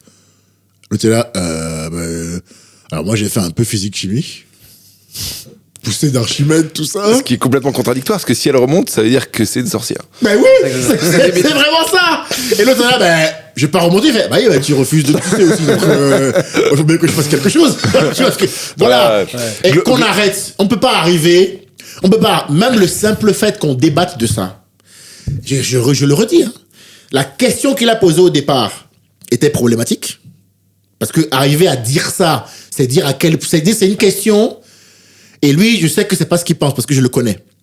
Mais par contre, il faut comprendre que cette question-là, cette affirmation-là, en soi, c'est déjà de la malhonnêteté intellectuelle. Parce que t'as beau ne pas l'avoir entendu, tu dis que tu l'as entendu. On voit depuis tout à l'heure à quel point je suis nuancé, à quel point je dis A et B, à quel point je suis en quête de vérité et de bon sens. Tu vois? Donc les gens font exprès d'être de mauvaise foi en ce qui me concerne. Parce que c'est ce qui les arrange. C'est comme je t'ai dit, les journalistes maintenant dans cette histoire-là, eux, ils ne gèrent plus que du flux maintenant. Il n'y a plus que le buzz qui compte. C'est-à-dire que ça fait longtemps que la presse, c'est plus la vérité de leur sujet. Ça fait longtemps que c'est plus le quatrième pouvoir là qui dénonce. Ça fait longtemps, frérot. Très longtemps. Que maintenant, ce qu'il faut, c'est des noms, du buzz, du name drop. Rappelle-toi de Mbappé. Quand le PSG voulait le mettre dans une sauce, frérot, on lui a dit une histoire en Suède. Frérot, son nom n'a jamais été cité dans l'enquête. Ils ont juste dit son blanc parce qu'ils savaient que ça allait être trouvé pendant 4 jours. Et pendant 4 jours, on a chié sur ce mec-là. Et au mépris de toute règle de droit. Et son nom n'a pas été rétabli dans l'inverse. Hein. Non. Ouais. Il doit accepter, c'est normal. On sait pourquoi on en est là. On sait que c'est beaucoup d'injustices qui nous ont amenés à tout ça. Donc on le prend avec maturité, avec un peu de hauteur, mais non sans une forme d'amertume. Parce que quand tu en es la victime, c'est pas facile, tu vois, et il faut gérer ça et avancer quand même dans la vie. Et j'ajouterais que ces mêmes personnes-là qui prétendent combattre l'agression sous toutes ses formes ou le harcèlement moral pratiquent ces méthodes-là. C'est-à-dire que si on leur mettait le même type de sauce, elles se foutraient par la fenêtre. C'est-à-dire qu'elles n'auraient pas la capacité d'encaissement et de résilience dont on fait preuve. Tu comprends? Tu dois accepter maintenant, quand tu parles avec une meuf qui t'a fait, qui va te faire foutre, t'as le droit de le faire. Ah, il est ceci, il est cela. Non, ça n'a rien à voir. Toi, je t'aime pas. J'ai aucun problème avec les femmes. Toi, par contre, je te chie dessus, ouais. Toi, Gwendoline, toi, je te chie dessus. Plus 2-3 copines à toi. Je vous chie dessus, vous 4. Mais pour le reste, j'aime les femmes. Vous, je vous aime pas. J'ai le droit de faire ça. Tu vois? J'ai le droit de dire à 2-3 meufs que j'aime pas pour en plus, je veux dire, contre Kama, ces gens-là, je veux dire, j'argumente, quoi. Ouais. Tu vois, c'est pas genre, je me cache, quoi. J'arrive, sujet, verbe, complément, et je vous explique de manière logique pourquoi. Ouais. Faites pareil. Mais tu le fais aussi pour des mecs. C'est ça que tu dis aussi. Tu dis aussi, ferme ta gueule à un mec qui t'a saoulé. Mais oui! Ça arrive. Mais quoi. Pourquoi? Ouais. Qu'est-ce qu'il y a? Excuse-moi. Les femmes, les vitent au-dessus de nos têtes? Elles sont meilleures que nous à ce point-là? On n'a pas le droit de dire à une meuf qui nous emmerde. C'est ça que vous voulez nous proposer? Est-ce que c'est ce combat-là qu'on mène avec le féminisme? Non! On mène un combat où il y a égalité des salaires, où on peut pas les en toute impunité, où on frappe pas les gens. Voilà, on mène des combats comme ça. Est-ce qu'on mène un combat où Denise détermine si un gars bien parce qu'il est d'accord avec elle en débat ou pas? C'est pas ça le sujet en fait. Est-ce qu'on met le nom d'un gars dans une liste de gars problématiques parce qu'il a envoyé chier une meuf? Non, c'est pas ça en fait le sujet. Et les personnes qui font ça desservent forcément le combat. Parce que tu profites d'une situation qui est bonne, où on est en quête de justice pour essayer de mettre dans la sauce des gars que t'aimes pas. C'est pour ça que t'es une merde. Pas parce que t'as une meuf, parce que t'es une merde. Tu comprends la nuance? Voilà. Belle conclusion. J'ai un dernier truc, parce qu'on arrive sur la fin. Dernier truc qui va certainement te relancer. Je suis allé un peu scroller sur les réseaux et je suis tombé sur des extraits où on dit que t'es transphobe. Qu'est-ce que tu réponds à ça? Tu transphobes pourquoi? Ben, en fait, parce que tu aurais un pseudo-manque de tolérance par rapport à certaines personnes qui se considèrent autre chose que... C'est quand même dingue. Que hommes quand ils sont femmes. Tu vois, moi, ça me confirme que je suis vraiment juste sur les thèmes de mon spectacle, puisque moi, j'ai un sketch de 20 minutes sur les émotions. Je trouve qu'un humoriste est censé être un chroniqueur du monde dans lequel on vit. Et donc, je pense qu'en ayant choisi ce thème-là, je peux pas être plus à propos. Tu vois, vraiment... parce que on notera quand même que depuis tout à l'heure, tu me balances plus ou moins la vie, donc l'émotion des gens au visage, hein, on est d'accord. Hein. C'est tout à fait ça. Voilà, non mais pour que tout soit clair, depuis que je suis assis là... Tu sais, c'est très simple. J'ai regardé sur internet, j'ai dit, putain, de quoi les gens parlent quand tu prends la parole et j'ai pris ce qui ressortait, tu vois. Non, t'as pris les trucs qui ont fait du buzz, mais c'est pas ce qui ressort. C'est pas ce qui ressort. Ce qui ressort, c'est que t'es un bon humoriste. Bien. Voilà, c'est un bon humoriste. Ce qui a fait... On dit pas, quand on pense être grave, on pense pas transphobe ou misogyne. Non, mais il faut le dire. La mec, quand même, on est filmé. Bien sûr. Tu vois, faut dire la vérité aux gens. pense à tes Toi, grosses par sketchs. contre, pour ton podcast, c'est intéressant que, effectivement, tu prennes ces sujets-là et que j'y Bien sûr, réponde. bien Donc, sûr. dis la vérité, mais de oui. base, c'est pas ça dans l'image des gens Ah non, qui arrivent. C'est pas vrai. C'est tes gros sketchs, c'est Voilà. quand tu parles de corruption, Voilà. c'est quand t'as acheté Bolloré sous le bus, Voilà. c'est tout ça. Ouais, mais voilà, c'est ça qui je ressort. suis quand même globalement considéré comme un gars bien, en fait. Faut le bah dire. oui, comme mais un bien gars sûr. bien. Ah, C'est-à-dire, bah oui, oui. non, mais. Ah non, mais moi, si j'en parle, c'est pour que tu puisses t'exprimer à ce sujet-là. Ah, mais je vais le faire. Et Je vais le faire. moi, mon avis sur la question et mon avis sur toi, c'est que t'es quelqu'un de bien, sinon je t'aurais pas invité.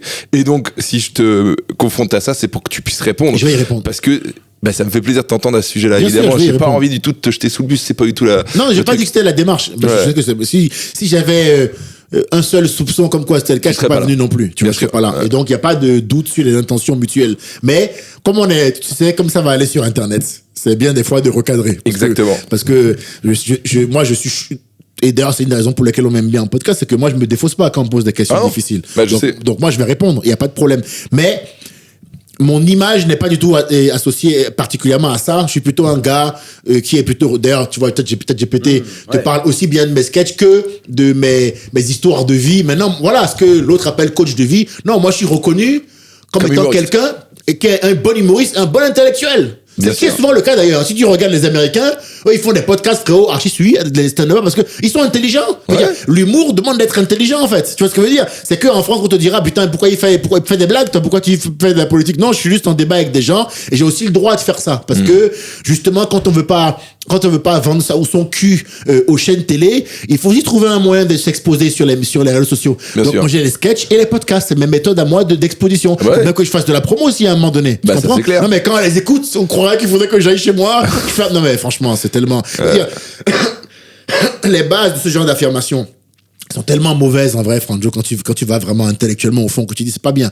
C'est pour ça que moi je t'ai dit l'histoire de il t'aime bien ou pas. Non, c'est pas comme ça que je le prends parce que il y a pas à le prendre comme ça. Si tu m'aimes bien, il y a d'autres façons de le montrer, crois-moi. Ouais, Plus c'est- clair. Ouais, Ouais, je suis d'accord avec toi. plus limpide. Première chose. Maintenant, sur la question de la La transphobie, je pense que tu fais référence à une vidéo qui est devenue archi virale, sa mère, où j'avais dit, faudrait Alors, je te remets dans le contexte. En gros, tu dis, quelqu'un qui se sent autre chose que homme ou femme, il fait ce qu'il veut, juste il m'emmerde pas avec ça. Bon, ben c'est un voilà. peu ça. Ben, c'est vraiment ça. Ben, ça, tu vois, c'est marrant comme quand je retrouve mes propos tels quels 2 ans après, dis ça, je suis d'accord. ça, je suis ok. C'est fou comme ça me va.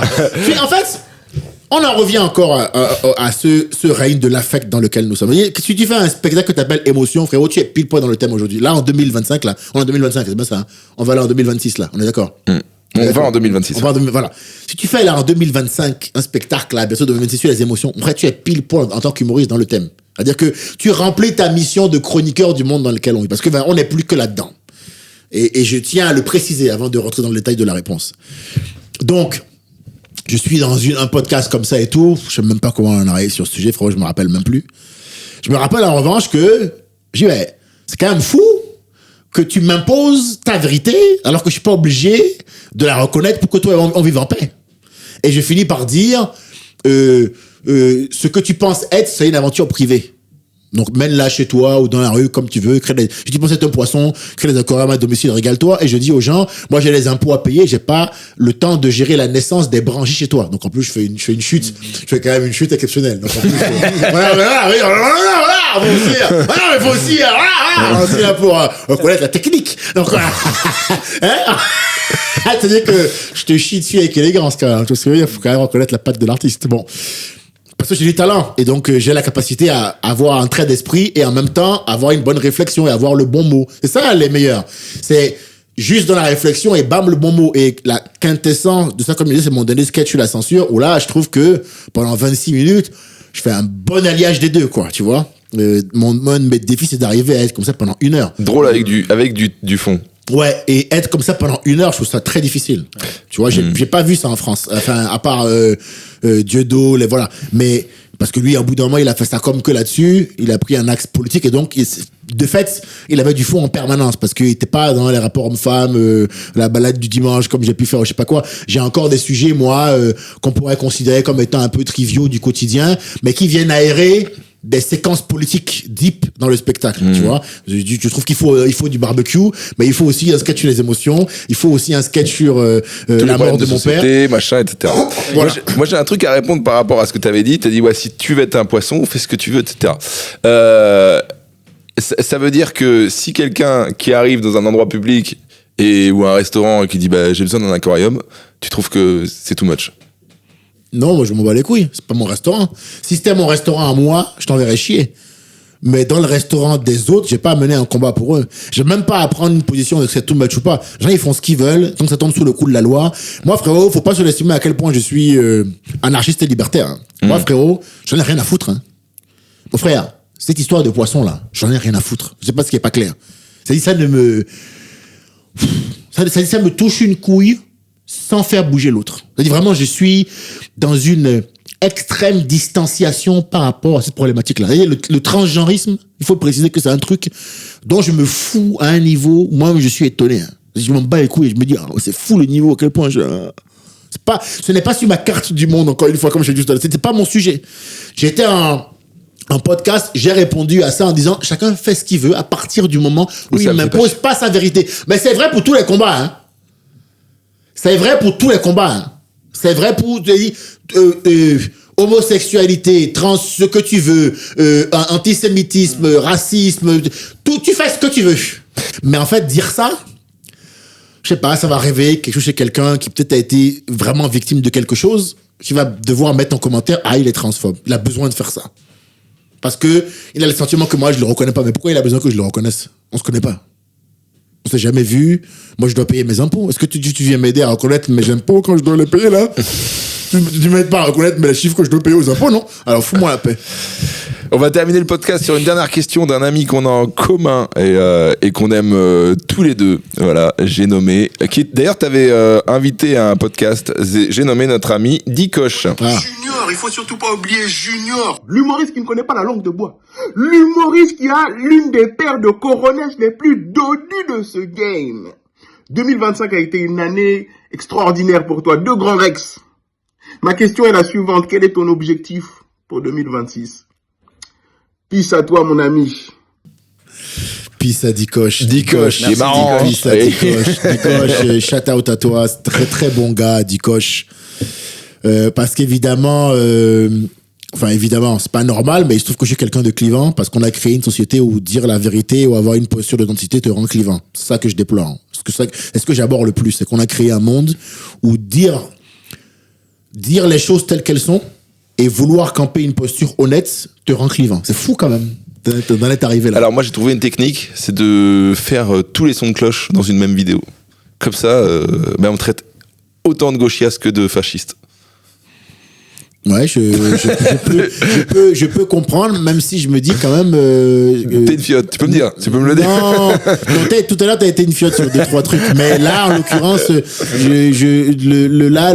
non, mais tu fais ce qu'il faut, mais ça demande beaucoup d'énergie, quoi. J'ai la flemme. mais ouais. Non, je pense pas que ce soit moins d'énergie de faire ce que tu fais que ce que je fais. Non, c'est vrai que c'est beaucoup d'énergie ce que je fais aussi. Voilà. Parce qu'il faut passer son temps à se défendre d'accusations immondes. Et t'as un connard comme moi qui te dit alors t'es transphobe. Bah oui, bien sûr, ça je l'ai. Mais moi j'ai tout, moi. Bien sûr. Moi l'avantage c'est que là, pour le coup, depuis le début, on m'a tout mis sur le dos. Et oui, c'est ce on m'a même durant l'affaire du mouvement MeToo, pour te dire à quel point il y a des gens qui ne sont pas en quête de vérité parfois. On m'a même confondu avec Jimo et accusé de en commentaire. Mais attends, écoute bien, blague tout à l'heure, je l'ai pas fait. Écoute bien, frérot, écoute bien, il y a même des gens qui me prenaient pour Jimo et qui me traitaient de je sais pas si tu réalises à quel point. C'est chaud. Je sais pas si vous prenez la mesure de ce que je vous dis. Après, ça dépend. Je ne sais même pas si vous prenez la mesure. Tu dis? Tu peux mettre un bob vite fait, je vais te vérifier. C'est vrai que je vous ai jamais vu au même moment. C'est pas bien. C'est pas bien ce que vous faites. C'est pas bien. C'est drôle, mais c'est pas bien. C'est vrai que c'est pas bien. Franchement, c'est pas bien. C'est drôle, mais c'est pas bien du tout. Les gens sont bêtes. Ils vont pas comprendre ce que vous dites. C'est ça que vous comprenez pas. Ils vont vous prendre au premier degré, les frères. C'est pour ça que vous dites c'est pas bien. C'est lui qui a fait la blague. C'est pas moi. Non, mais c'est une bonne blague. Mais moi, je suis humoriste. Chaque c'est une bonne blague. Tout ce que je veux dire. Mais c'est pas bien. Mais c'est pas bien du tout, frère. Je me laisse garantir son propos. Allez, traitez de raciste dans les commentaires. Allez, traitez-le de raciste. Ilias la menace. Non, mais il est bien. Dikosh, parce que comme toi, et quelques-uns, pas beaucoup, il fait partie des gens qui, au milieu de la capacité naturelle que les gens vont avoir, parfois me cracher dessus ou essayer de m'ostraciser, de mal parler de moi, parce que je rentre pas dans leur mentalité un peu gauchiasse, où on fait pas le tri, mais on pense comme ça. Parce que on est dans un monde où on tend vers l'uniformisation de la pensée. On veut une pensée uniformisée. Donc, tous ceux qui apportent une nuance sont les ennemis à la pensée uniformisée. Et donc, forcément, une des manières de le gérer, c'est de te mettre un peu sur le côté. Bon, moi, je suis pas venu dans le milieu du monde pour avoir des potes. Donc, ça me pose pas de problème. J'ai pas besoin de leur reconnaissance. J'ai besoin de celle du public. Et en l'occurrence, ça, on se goupille bien. Et Dikosh, je suis parti des gens qui ont eu le courage, parce que finalement, presque il faut maintenant avoir le courage de dire, ce gars-là, je l'aime bien, quand tu m'aimes bien, tu vois. Il me faut pas beaucoup de gens, il m'en faut 2-3 comme ça. Tu vois, non, moi je le dis haut et fort. Et d'ailleurs, je demandais à ma sœur Marie Reynaud, qu'on embrasse, qu'est-ce que tu penses d'Edgar Rive? Et elle, c'est un peu le diapason des mecs à problème. Elle m'a dit, Edgar Rive, feu vert, très respectueux avec les femmes, etc. Elle m'a dit les gens qui avaient des problèmes, et putain, quelques mois plus tard, effectivement, c'est parti dans la presse, etc. Et c'est vrai que c'est un peu mon diapason, c'est ma sœur. Qui s'est mal comporté ou se comporte mal avec les meufs, c'est un peu elle qui me le dit, quoi. Non, mais moi, je le dis haut et fort, pour moi, t'es quelqu'un avec qui je pense qu'il y a aucun problème. Et c'est pour ça que je t'ai posé toutes ces questions. Mais moi, je suis un vrai gentleman, frérot. Je veux dire, oui, tu t'es dit toutes les femmes, mec, qui m'ont fréquenté ou croisé. Mon frère, moi, je suis un président, dans mon comportement avec les femmes. Je suis vraiment, et d'ailleurs, ta sœur, je la connais très bien, on s'apprécie beaucoup, voilà, il n'y a pas de, je veux dire, non, mais j'ai que des bons, non, mais d'ailleurs, encore une fois, comme je t'ai dit, quand même, être dans un tribunal pour une histoire de, on s'est engueulé, j'ai ressenti que tu dis c'est quand même totalement disproportionné par rapport aux vrais faits qu'on dénonce. Mais, encore une fois, je suis d'accord avec ça, cette période-là. Tu comprends? Je suis d'accord de la vivre. C'est pas facile, mais j'accepte de la vivre parce que, y a des hommes qui ont péché. Je comprends ça. Mais je suis pas du genre à avoir un doigt dans les fesses à l'insu de mon plein gré et à pas au moins dire, c'est inconfortable. Voilà. Je dis que c'est inconfortable, mais comme je t'ai expliqué à chaque fois, je comprends pourquoi j'en en ai là. Tu comprends? Je félicite pas ceux qui en sont à l'initiative, mais je comprends pourquoi on en est là. Je répète. Voilà, première chose. Ensuite, voilà, il y a quelques gens comme ça que j'ai trouvé honnêtes qui ont eu le mérite de dire, quand c'était pas la mode, que ils m'aimaient bien, et cela je les respecte. Il y en a qui, au milieu de 10 personnes qui me chiaient dessus, ont pas ressenti le besoin d'être la 11e ou la 12e, et pour ça je les respecte, parce que l'effet de groupe rend quand même plutôt con aussi. Et donc voilà, pas facile. Avec Dikosh, un gars là-dedans qui a été plutôt bon, dans le moment où on a essayé, la société à son climax, c'est chez lui que je suis allé faire des podcasts où j'ai pu prendre la parole et me défendre, en plus de faire des vidéos et tout, donc je veux le remercier, et puis remercier un peu tous les gens qui sont attachés à la notion de justice, qui me remettent dans un contexte qui est le même, c'est-à-dire en fait un artiste plutôt talentueux qui travaille comme tout le monde pour essayer d'atteindre des objectifs, et qui est pas un mauvais gars en fait. Tu vois, c'est pas parce que en fait te challenger veut pas dire que je suis un mauvais gars ou que j'ai commis un crime. Tu vois ce que je veux dire? Je suis un gars normal comme tout le monde. On s'est vu avant, on se verra après. Tous ceux qui me parlent te diront je suis un gars simple. Je suis un des gars à qui tu peux parler le plus facilement dans ce game-là. Malgré mon statut. C'est-à-dire, je suis pas un gars qui fait le malin. N'importe qui peut venir me voir sur un tutoriel, me parler. Les jeunes en témoigneront tous, plein de gens en témoigneront, donc je me focus plutôt là-dessus. Et après, parce que ça a eu un peu des allures de tribunal, mais ça me dérange pas de répondre. Mais c'est des accusations c'est des accusations et des histoires qui sont un peu loin quand même dans ma météo et dans mon parcours et dans mon historique. Heureusement. Ouais, ça remonte à longtemps déjà. Tu vois, ouais, c'est clair. Là, on va poster et parler de ça là. Mais j'ai eu beaucoup de chemin depuis. C'est des trucs qui remontent à il y a un an et demi, un truc comme ça. Donc on est très loin de tout ça. Je suis dans de nouveaux horizons. J'en porte les stigmates. Tu vois, je suis atteint aujourd'hui de la maladie de Basedow. C'est une maladie qui est déclenchée par un choc émotionnel. Et je l'ai eu bien avant la mort de mon père, qui a été un choc émotionnel, mais j'ai été atteint cette maladie avant. À cette époque-là où il y avait des histoires autour de moi, je le vivais assez mal. Moi je suis un gars, on est fier, on a des valeurs de force et honneur, donc nous on montre pas, je suis masculin toxique moi, tu vois, donc je suis pas déconstruit, je suis construit avec un rooftop, tu vois, donc j'ai des valeurs aussi un peu à l'ancienne où je montre pas forcément que quand je souffre. C'est d'ailleurs un des trucs qu'on dit qu'on devrait être plus sensible. Bon, voilà, moi j'ai ce truc-là de je montre pas quand je souffre, mais du coup t'intériorises, et quand t'intériorises, finalement ton corps des fois aussi il crée des maladies pour te lâcher l'info. C'est une maladie grave qui peut être mortelle si elle est pas bien traitée. Ce qui m'interdit le sport parce que ça accélère mon cœur, machin et tout. Et donc je le dis pas là pour faire du misérabilisme parce que c'est pas mon style de faire ça, mais faut pas sous-estimer l'impact quel impact ce qu'on dit peut avoir sur les gens. Tu comprends? C'est pas du vent, c'est pas rien. J'emporte les stigmates dans mon corps, dans ma chair, dans mon sang. Et donc, moi, je rigole pas quand il me dit, ouais, mais en fait, il t'aime bien. Non, je t'emmerde. Je t'emmerde profondément.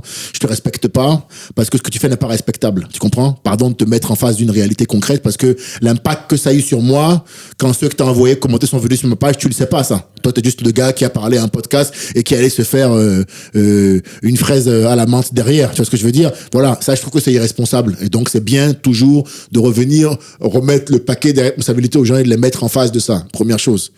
Deuxième, pour répondre à ce que dit Dikoche, ça a été une très bonne année sur le plan statistique. Moi, j'ai fait toutes les plus grosses salles de France. De toute façon, t'as tout blindé. Ouais. Il va en tourner aussi. Ouais, je vois. Voilà. À chaque fois, on me dit, tu passes après Edgar, voilà, qui était complet bien avant toi. Voilà. J'ai enfoiré, quoi. J'ai enfoiré. Non, moi, pour le coup, c'est parce que je pense aussi que il y a des récompenses.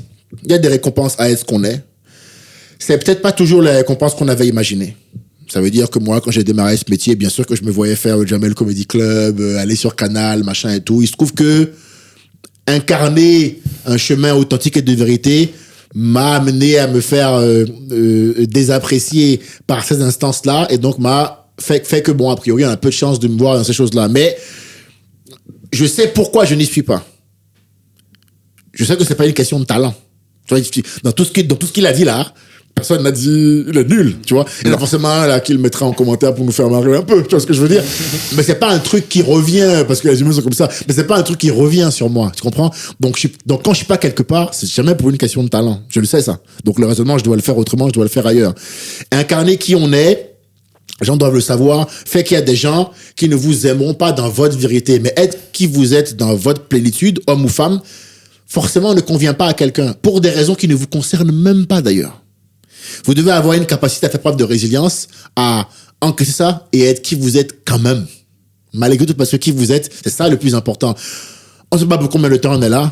On arrive à des âges maintenant où on perd des gens in the blink of an eye, en un claquement de doigts. Tu vois un pote qui était en soirée, t'apprends qu'il est en soins intensifs 2 semaines après. Moi, j'en suis à cet âge-là, où je vois des gens mourir, tu vois. J'ai perdu mon père cette année, moi. Mon père, il est mort le 5 avril. J'étais sur scène le 8, hein.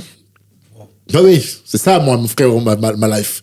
Moi, je mène une vie de combattant, tu vois. Moi, j'arrête 6 ans, moi, je pense. Ah, mais frérot, ça n'a pas été facile. Et aujourd'hui encore, frérot, il y a des moments, en ce moment, je fais mon spectacle, j'écris un sketch, justement, où je parle de ça. Mon frère, des fois, je sors de scène, je peux pas enchaîner, je peux pas enchaîner le truc. Je me dis, faut que tu vois ce que je veux dire. Je t'avais envoyé un message, d'ailleurs. Ouais, il y a quelques personnes qui ont été élégantes, tu vois. D'ailleurs, ça a été aussi l'occasion de le vérifier. Comme moi, mon père parce que pareil, il y en a qui vont te dire, son père est mort, pourquoi il le met sur Internet? Imbécile.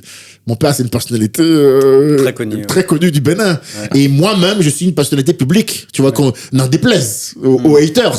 Je suis ça. Ouais. Donc, il faut, que je fasse un message pour honorer mon père par rapport aux Béninois, aux Béninoises. Et donc, je réponds sur mes réseaux comme le ferait n'importe quel artiste public. Et ensuite, comme je suis public, il faut que les gens sachent pourquoi est-ce que je vais peut-être annuler 2 ou 3 dates, parce que j'ai pas envie de m'effondrer à Rouen, tu vois ce que je veux dire, de faire maintenant les gens doivent, quand t'as un contexte aussi chaud que ça, le problème, ils doivent savoir, les gens. C'est que si tu t'effondres à Rouen, on va pas savoir si c'est à cause de ton père ou à cause de Rouen. Il est dur, hein. Pardon, excusez-moi les Rouennais. C'est très garant tes propos. Moi, j'ai mis en vente le théâtre des arts. Et donc voilà, tu vois, c'est ça. Mais être qui on est dans la vie, il faut accepter définitivement l'idée que ça passe par le fait de déplaire à des gens, que ces gens-là vont manifester apparemment le fait qu'ils t'aiment pas de façon diverse et variée. Ça va de l'attaque ad hominem à la médisance sous toutes ses formes, comme j'ai pu le voir. Ça peut venir d'un collègue, ça peut venir de souvent des gars qui étaient traînés en loge, d'anciens potes, de machin. Voilà, c'est souvent eux. Dans ce métier, pour moi, c'est vraiment les amis d'avant qui sont les pires ennemis d'aujourd'hui dans ce métier. C'est ceux avec qui on était en loge, on était tellement heureux d'être là. On vivait une vie de comédien à la bohème, on se bourrait la gueule, on fumait des joints, on niquait, on rigolait. Et en fait, ils t'en veulent d'avoir évolué d'une manière qu'ils n'ont pas pu avoir, un chemin qu'ils n'ont pas pu emprunter. Et c'est ça la racine intrinsèque des commentaires qu'ils font. Il y a toujours du seum derrière. Moi, quand un mec, bien sûr, bien sûr. Quand il dit il t'aime bien, non, il y a du seum. Tu as un seum là. C'est la définition même du seum. D'ailleurs, j'ai écrit un sketch là-dessus où je dis, je me suis rendu compte que, en fait, jusqu'à maintenant, moi, je croyais qu'un mec jaloux, C'est un mec qui venait qui te disait salut, je m'appelle Philippe, 27 ans et ça ne va pas du tout. Ta situation est catastrophique. Je suis dégoûté. J'aimerais faire ce que tu fais. J'aimerais être qui tu es.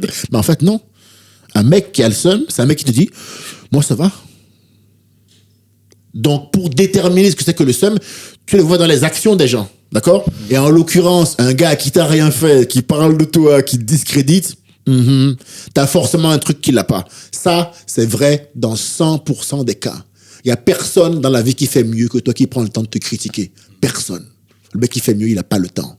Et même un gars censé être plus connu que toi dans notre métier, parce que c'est ça un peu le marqueur là, la notoriété. Si même un gars censé être plus connu prend le temps de te critiquer, c'est que t'as un truc qu'il n'a pas. Je sais pas si tu comprends bien ce que je veux dire. Faut que ce soit clair pour les gens. Ceux qui prennent le temps de parler de vous, vous avez un truc qu'il n'a pas. Ce gars-là, je savais que j'en avais plusieurs qu'il n'a pas, mais oui, j'ai des trucs qu'il n'a pas. Tu comprends? Et je le renvoie à quelque chose qui fait qu'il a besoin à un instant T, dans la blague, de me chier dessus. Voilà, c'est ça que je veux que les gens y comprennent, parce que je prends pas cet exemple-là pour m'acharner sur quelqu'un en particulier. Je le prends parce que les gens vivent ça tous les jours. Et que si à travers mon exemple, ma manière de le gérer, ils peuvent avoir des façons, eux, de gérer ça, ce sera bien. Mais n'acceptez jamais, ne considérez jamais un truc qui vous pique comme un truc rigolo parce qu'on vous dit, ah, ça va, c'est marrant. Non, non. Si c'est pas marrant pour vous, c'est pas marrant tout court.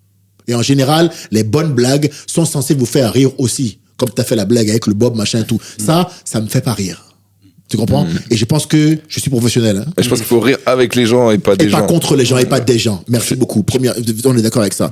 Et donc, pour ce qui est maintenant de la vie et du remplissage, bon, ben voilà, moi, j'ai fait mon bonhomme de chemin. Je pense que, on a fait 2 fois le Grand Rex, c'est 2008, donc c'était 5600 en 2 jours. Oh. Là, on fait l'Adidas Arena, on a complété la première à 6600. Magnifique. La deuxième, c'est aussi. Ah, tu vends une deuxième, là? Oui, c'est déjà annoncé. Au moment où tu parles, là, où tu vas poster, peut-être qu'on sera déjà à 2000 places. Ça sera peut-être déjà complet. Donc prenez vos places. Oui, j'espère. C'est ça. Et donc, on refait une deuxième fois à 6600, donc 12 et 13 juin. Donc, on fait 13 000 personnes en 2 jours avec du stand-up. Après, Magnifique. je reprends ma tournée dans toute C'est écrit les villes de France. spectacle. Oui, je suis en train de le roder en ce moment. Je viens de faire un showcase, j'appelle ça Edgar and Friends, comme j'ai à peine 40-50 minutes dans les pattes. Ouais. En général, je fais venir des petits jeunes que j'aime bien, qui sont contents d'être là, et reconnaissants.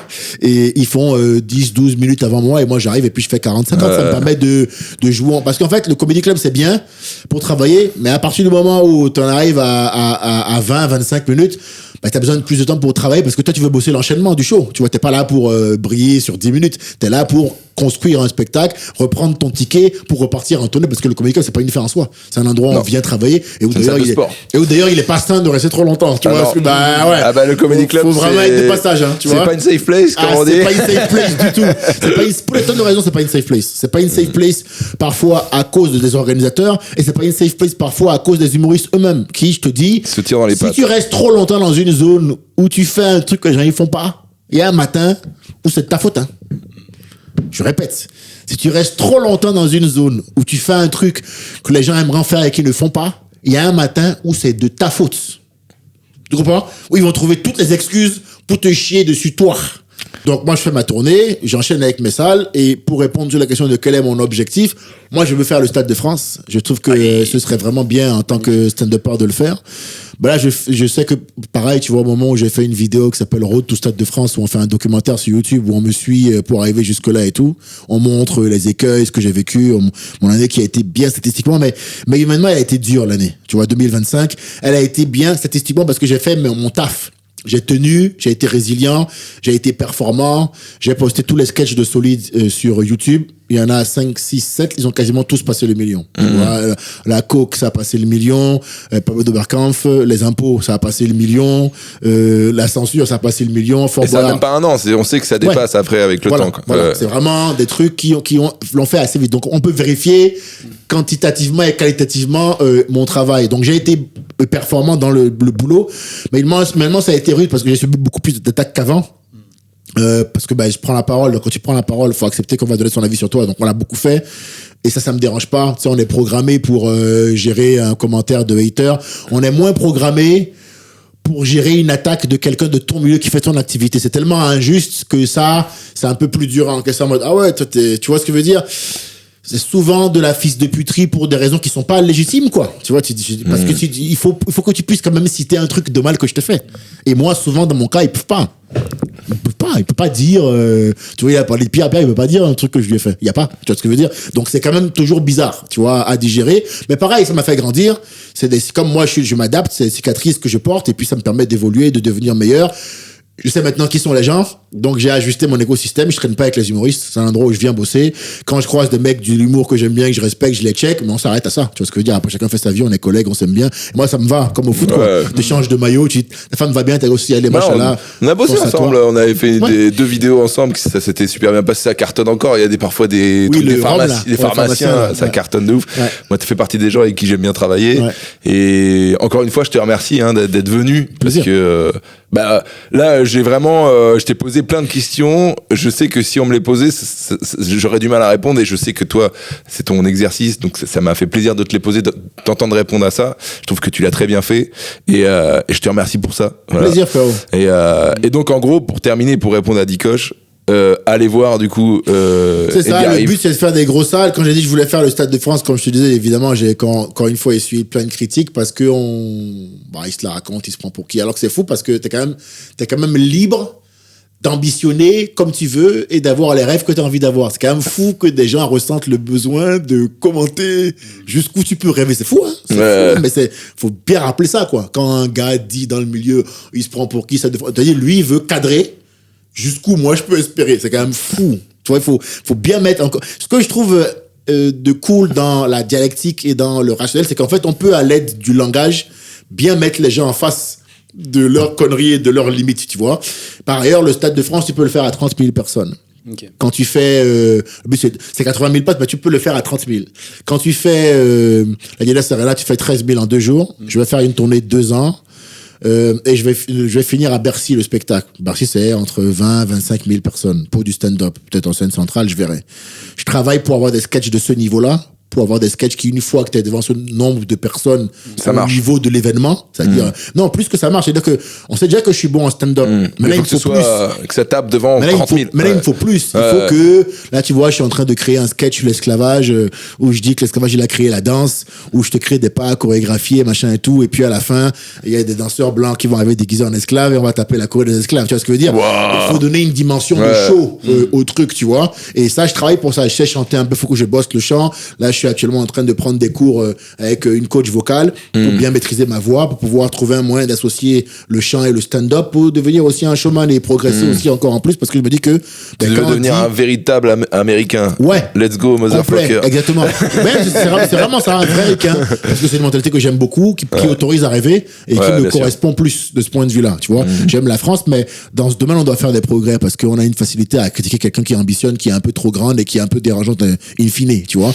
Et donc voilà. C'est très français, ça. Ouais, très français, tu vois. Et du coup, quand tu fais Bercy à 25 000 personnes, t'es plus très loin du Stade de France, quoi. Donc on aura l'occasion d'en reparler, mais moi, c'est mon objectif, c'est fixé, puis voilà. Écoute, je pense qu'on a bien conclu cet épisode. Là, on va recevoir Elise Moon là, dans quelques minutes, parce que c'est l'épisode d'après. Très bien. On va s'arrêter là. Edgar Rive, merci. Allez voir Edgar Rive, du coup, les dates, c'est à l'Adidas Arena, c'est le 12 et 13 juin 2026. Ouais. Allez le voir.